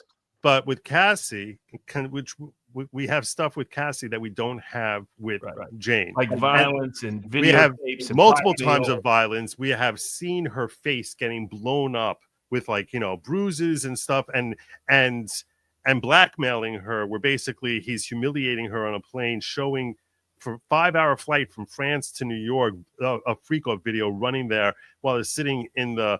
They're sitting with not in first class. They're sitting on a commercial flight, and he's just leaving that running while he's sitting next to her the entire time. And then, basically saying, we're going to be going out for one of my parties tonight, and that night doing it, threatening that he's going to release her videos. And she documented in the time that she sent an email to her mother, because her mother didn't know anything that was happening, and she was terrified he was going to carry out the blackmail threat and release the videos, and her mother's going to be shocked. So she's like, yeah, I just want to give you a heads up. I'm getting threats from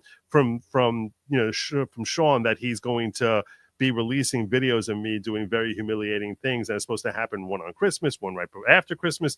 And she was terrified about this happening. And she ends up breaking up with Kid Cudi and going back to Diddy and basically saying, how do you get out of this situation? So that, to me, I can understand, and I would expect that a jury there's a good chance, not guaranteed, but there's a good chance that a jury will be like, yeah, that seemed compulsory.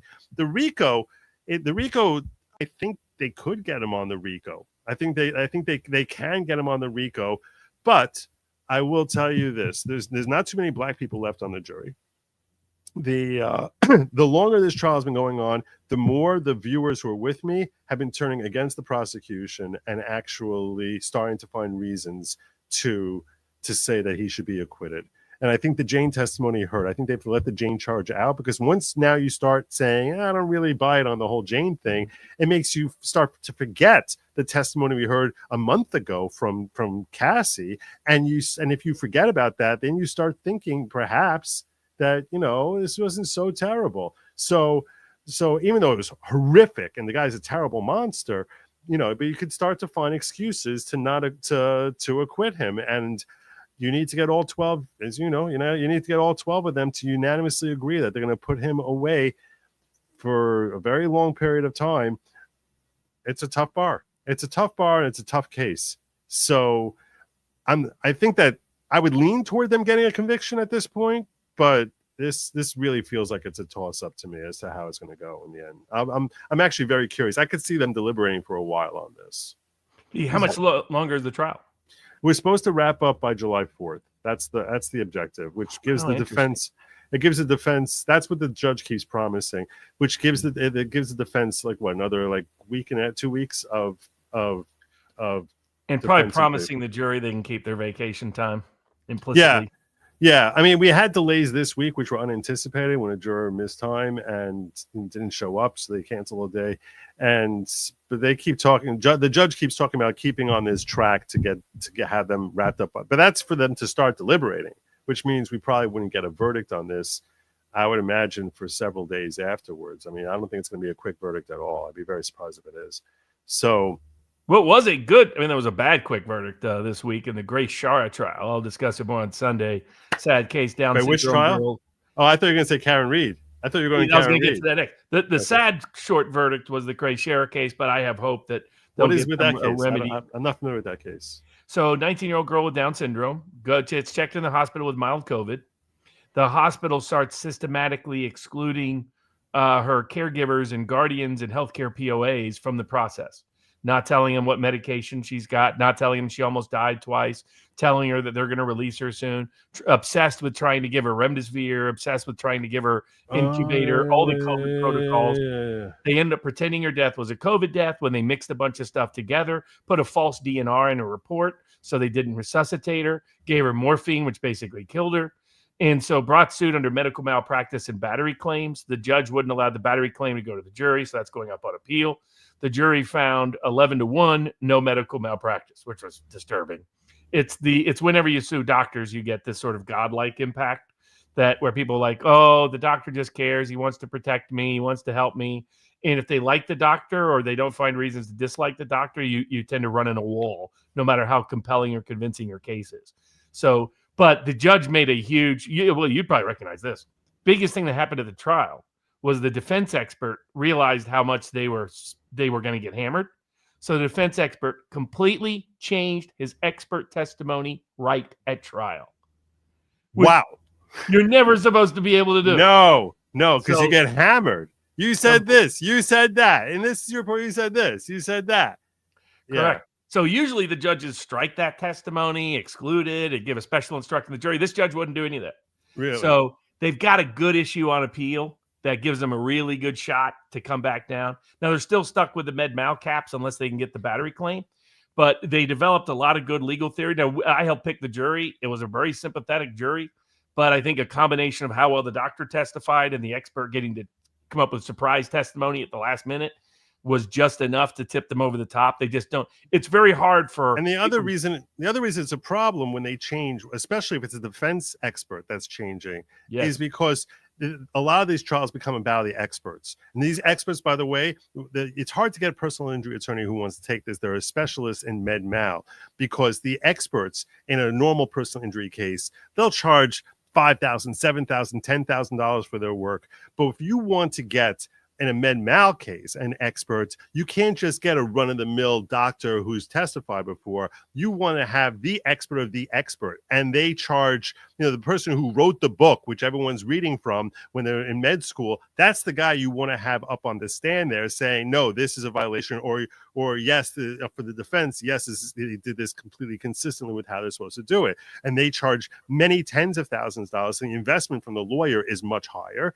And when there's disclosures about, and you go through discovery process, you need to file weeks in advance and let the other side know what your expert is going to say. And they have a right to demand that. And if you don't get it in early enough, because it's so prejudicial, that if all of a sudden you start inventing some brand new theory, the plaintiff now comes up there, they present their case, and they know what the defense expert is going to say, and they have their expert refuted in advance before the guy even takes the stand, because they know what he's going to say. They've read his report. Well, if the guy all of a sudden just goes off book and just starts giving a whole different explanation, so now you as the plaintiff have no opportunity to actually refute what the guy's saying, because now he's saying something brand new. So that to me is horrible. That it's it should be something that's completely struck, because there's no, you're not supposed to be able to all of a sudden pull out a smoking gun of evidence. It's not like Perry Mason, where it's like all of a sudden it's like, aha, and here's the knife that stabbed. No, everything's supposed to be known by both sides up front in order to have a fair trial. And that type of thing is the most lethal type of, aha, here's the knife imaginable. Is that a fair way of? Exactly. Yeah, you nailed it. So that's why I think they have an excellent chance on appeal. And all of us that are supporting the case will continue to support the case. And then the other good news, even though they should have used your grassy knoll, the grassy field version, I was looking for that. I was waiting for that, and I didn't see it. But it didn't matter, because the case still stunk so bad. The jury recognized it. Karen Reed, rightful acquittal of the homicide charges. Another case, we finish where we started. Another case that involves corrupt government agents trying to cover up the bad stuff. Yes. I don't know what he's at. The U.S. Barbary War was over blackmail payoffs to Arabs. Is this similar? How did the Barbary War end? I don't know. I'm not familiar with the Barbary. That was really kind of different. That was Thomas Jefferson dealing with a group of pirates that were involved in slave trading and other activities. They were constantly raiding U.S. ships that we defended against. Now, oddly, usually I hear that from leftists. Like they'll say, "Oh, Barnes, you say America is founded on these principles. We don't go abroad searching for you're just an imperial colonialist." And they go into the Native American, but they always throw in the Barbary pirates for some reason. For some reason, right wingers are now using it. Like they'll tell me the conservatives, will say, "Oh no, Barnes, we've always been an imperial nation." I'm like, where did you? I mean, what founding documents are you guys reading? So that's where a lot of that is. But I got to hop off. It was great to be here. Great. I want to say one thing before you go here. Okay. Sure. First and foremost, I appreciate you popping in here. But I didn't get a chance. I actually lost a couple of the early rants. I apologize for that. I want to apologize to each of you. This guy Fenton Lawless was basically throwing out here. What I did catch, and he asked, "What does Candace and Barnes have in common?" Everything. I'm going to tell you this. Okay. I thought you'd get a laugh. You get a kick out of that. Queen Candace and I do not share much in common at all. Yeah. So I'm going to tell you this. Okay. When I first met Barnes. I think the first time I had him on was right after he had a debate against Nick Fuentes. And the reason he had that debate with Nick Fuentes is because he wanted to show MAGA that, hey, this guy is a raving anti-Semite and he shouldn't be anywhere near the movement because he's a terrible mess.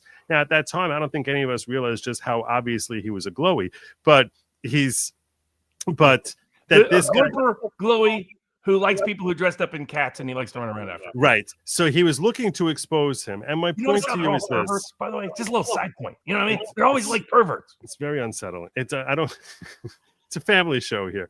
But my point here is, we have to stop with just, do I agree with you that Candace is a raving lunatic? Yes, I think that she's going. Would you agree with that assessment that she's left she's left full the farm? grifter. And she's completely lost. I mean, she's fallen down the rabbit hole of rabbit holes. When Stalin's a secret Jew, that's my favorite part. Really? I was like, this is too good. The what next? Hitler was a secret Jew. And he was really working for the Jews, against the Jews. Hitler was like a Mossad agent. You just didn't know it. I'm waiting for the next nutty. She just keeps going nuts, more nuts, and even more nuts. Yeah. So yeah, I don't like how as soon as someone becomes critical of Israel, that all of a sudden that they're just labeled as being anti-Semitic. I don't. Like I said, I'm just a skeptic of Netanyahu. I'm not even really. I mean, at times I'm critical of Netanyahu because I'm still pissed about the 2002 Iraq war speech. I get he wasn't in power at the time, but the going through that, I'm still ticked off about it. But I'm not anti-Israel.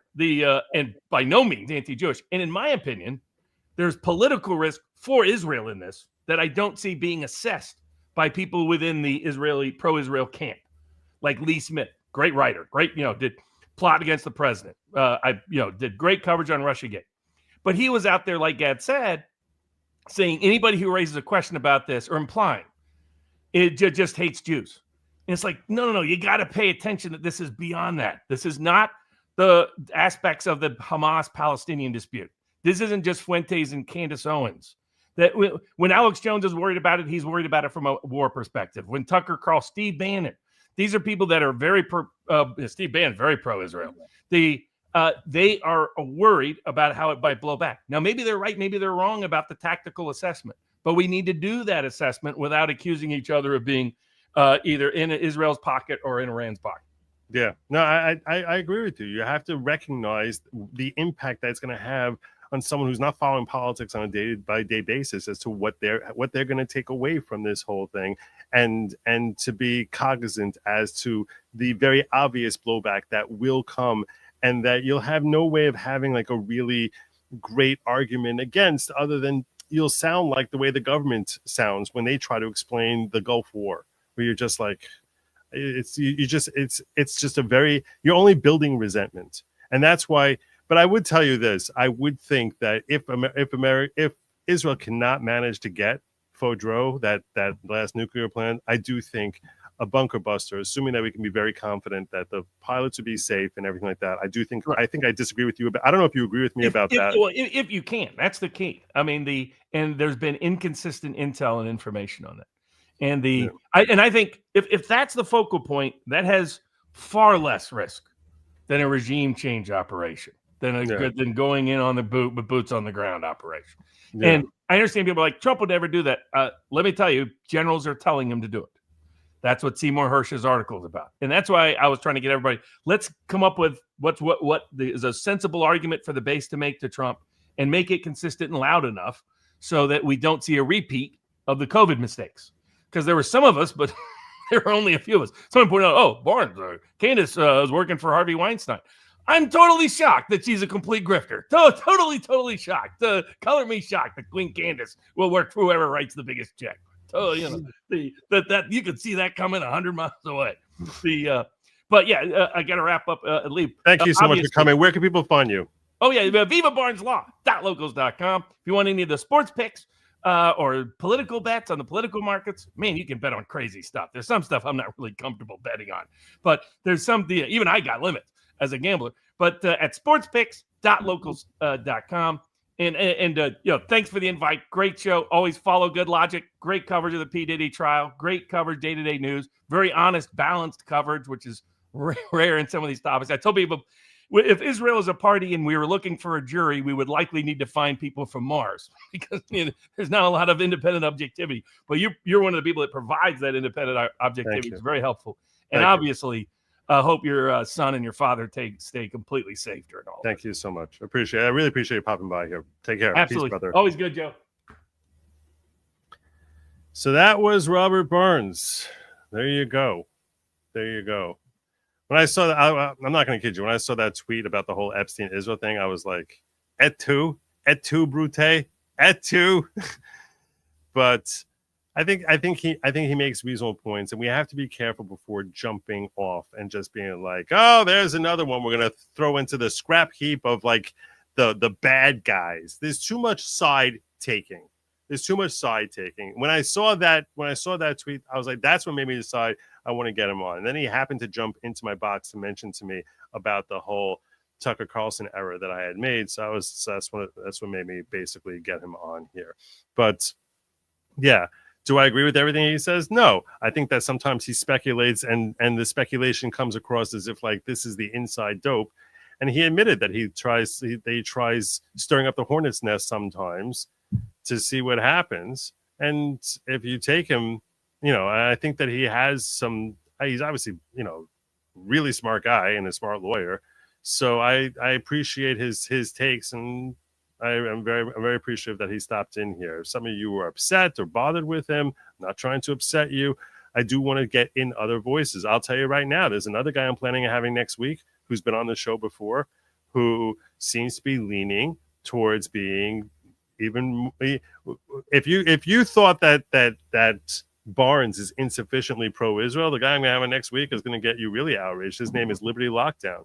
And the reason I want to get these folks in here, I'm not looking for a Nick Fuentes or a Candace Owens to come in here. I'm not looking to get the people who seem to have Asperger's about Israel and screaming, the Jews or whatever. I'm not looking to get that crowd in here. I do think it's healthy to bring in people who are more neutral, who are more trying to feel out. So the party who I'm in contact with, who said that I'm trying to figure out what day I'm going to get him in here, is Liberty Lockdown. He's known as Clint. I don't remember his last name, but I had him on here in the show before.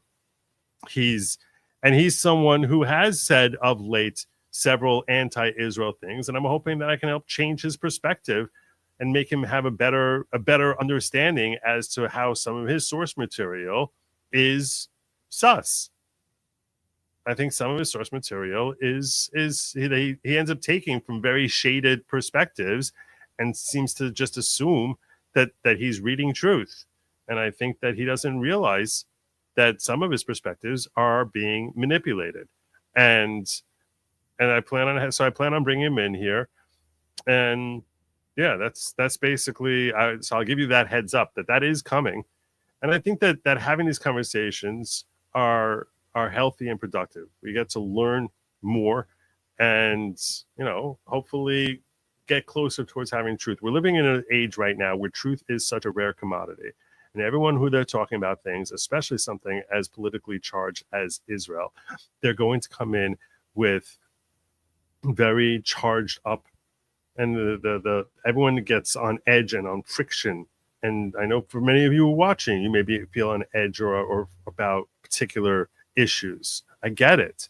But I think it's important that I try and have these conversations with people who seem sufficiently reasonable that they can be persuaded towards considering alternative perspectives. So if it's, someone, I wouldn't have on here a guy like Suleiman or Khaleesi, if you're familiar with these X accounts who are, basically pounding the drum every day about how Bibi is Adolf, but Jake Shields, who seems like a freaking lunatic. But Liberty Lockdown, I think, is not coming at it from that. I think that perhaps he's been hanging out with those people a little bit too much, and that he assumes that they're talking in good faith, and I'll see what his actual source material is. Anyway. So that's going to be coming up next week. I'm not sure if it's going to be on Monday or Tuesday. He said he was going to get back to me. He was having tech issues. So, and I really look forward to that. He happens to be a good person. And I don't think he hates Jews. A lot of people, I think, but I do recognize that I think a lot of people start off as being anti-Israel, and then that starts morphing into hating Jews. And I think I think what happens also sometimes is this. I think frequently you'll have some people in a group of people who are hating on Israel. I think you'll have a certain percentage which are motivated because they genuinely hate Jews, and others who are motivated by genuinely purely American interests and feeling as if, that Israel is a hazard or damaging to America in one way or another, either that they're leeching or that they're getting us entangled in wars or whatever, and that when they hang out with the people who are motivated by anti-Semitism, they start just becoming more and more accustomed to it and starting to really, question whether there's some legitimacy to that. And I think we've seen that unfold over the last 18 months. A lot. Were people who didn't seem remotely anti-Semitic seem more, I would not label them anti-Semitic, but more adjacent to it. And that's definitely become more in vogue. And that's a hazard. That's a bad thing.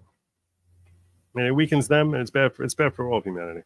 Anyhow, so that's why if I can have a conversation with them, and I'm not referring to Robert Barnes in that context. I'm talking about other people. But anyway, questions? I feel bad. I didn't have a local show. Should I do a locals this week? I'm thinking, I'm thinking, when am I going to do this? It's 12:30. I have to get up early for court. I'm supposed to be in court in the morning. I don't think I'm going to be able to do it. I think maybe Saturday night. Saturday night I'll do a locals. I think that's what I'm going to do. Saturday night locals. All right. I'd appreciate if you could please share a like, subscribe, drop a comment. These are things that help. Let me just, in case some of the larger chats here, in case I missed questions, can I possibly get an interview with Victor David Hansen? I'd love to. He doesn't follow me. It's easier when they follow me. I would love to have him on. Very, very much.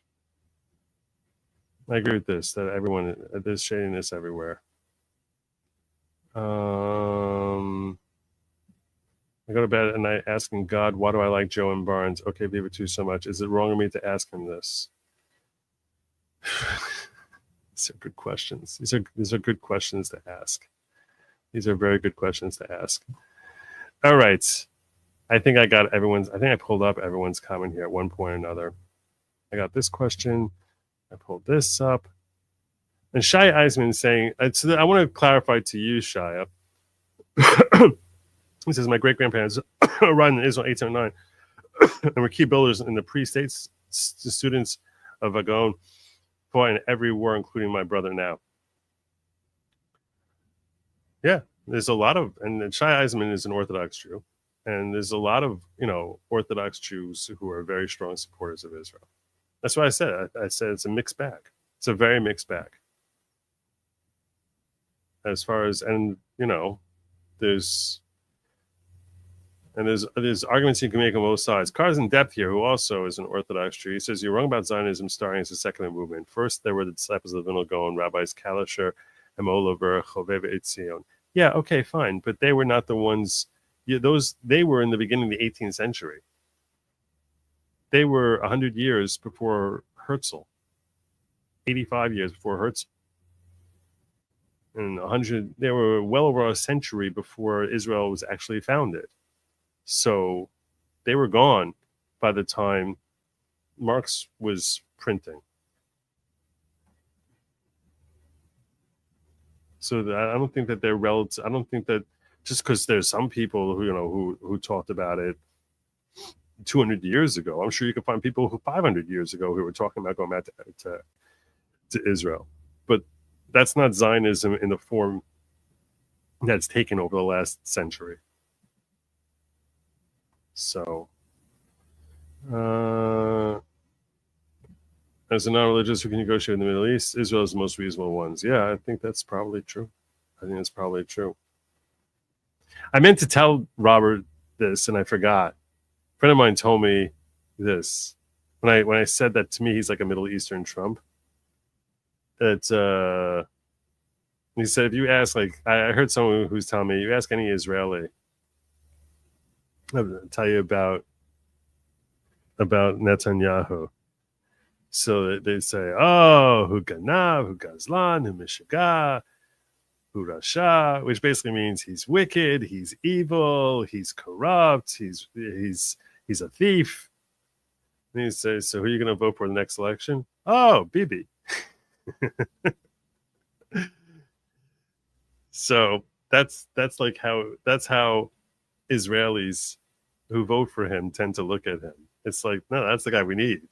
I know we need this guy, but that people have questions as to as far as their level of trust for him, and that's because he is someone who's far more effective at protecting Israel than many other prime ministers they've had, many others. So, yeah. I don't have any personal feelings about him. I know that some people love him, others hate him. There's just a lot about him that reminds me of Trump. And he is someone, just the bravado, he does have a certain aura and people who are huge fans of his. And a certain cojones, which is in a level that's rare to see in a politician. So that's what I meant when I said that he's like a Middle Eastern version of Trump, in case you were wondering. I never really fleshed that out, what I meant by that, when I was talking to Robert Barnes. But anyhow, that's the story. You know what they say? They say lab meat is not meant for you. They're going to try and tell you it's for you. They're going to say, oh, this is for you. You're going to love. No, it's for they, them. It's not for you. And also tomorrow, I expect to be in court. Make sure you check out my drop tomorrow, where we're supposed to be wrapping up the case very soon. And so at least certainly the case in chief is supposed to be wrapping up. And there's one other thing. What did I want to tell you? I meant to tell you this. Not sure if I ever said. Oh, yeah. Don't eat the bugs. Don't do it. Don't eat the bugs. Do not eat. Do not eat the bugs. Thank you so much for joining me. Plane came in for a landing. Have a good night, everyone, and Godspeed.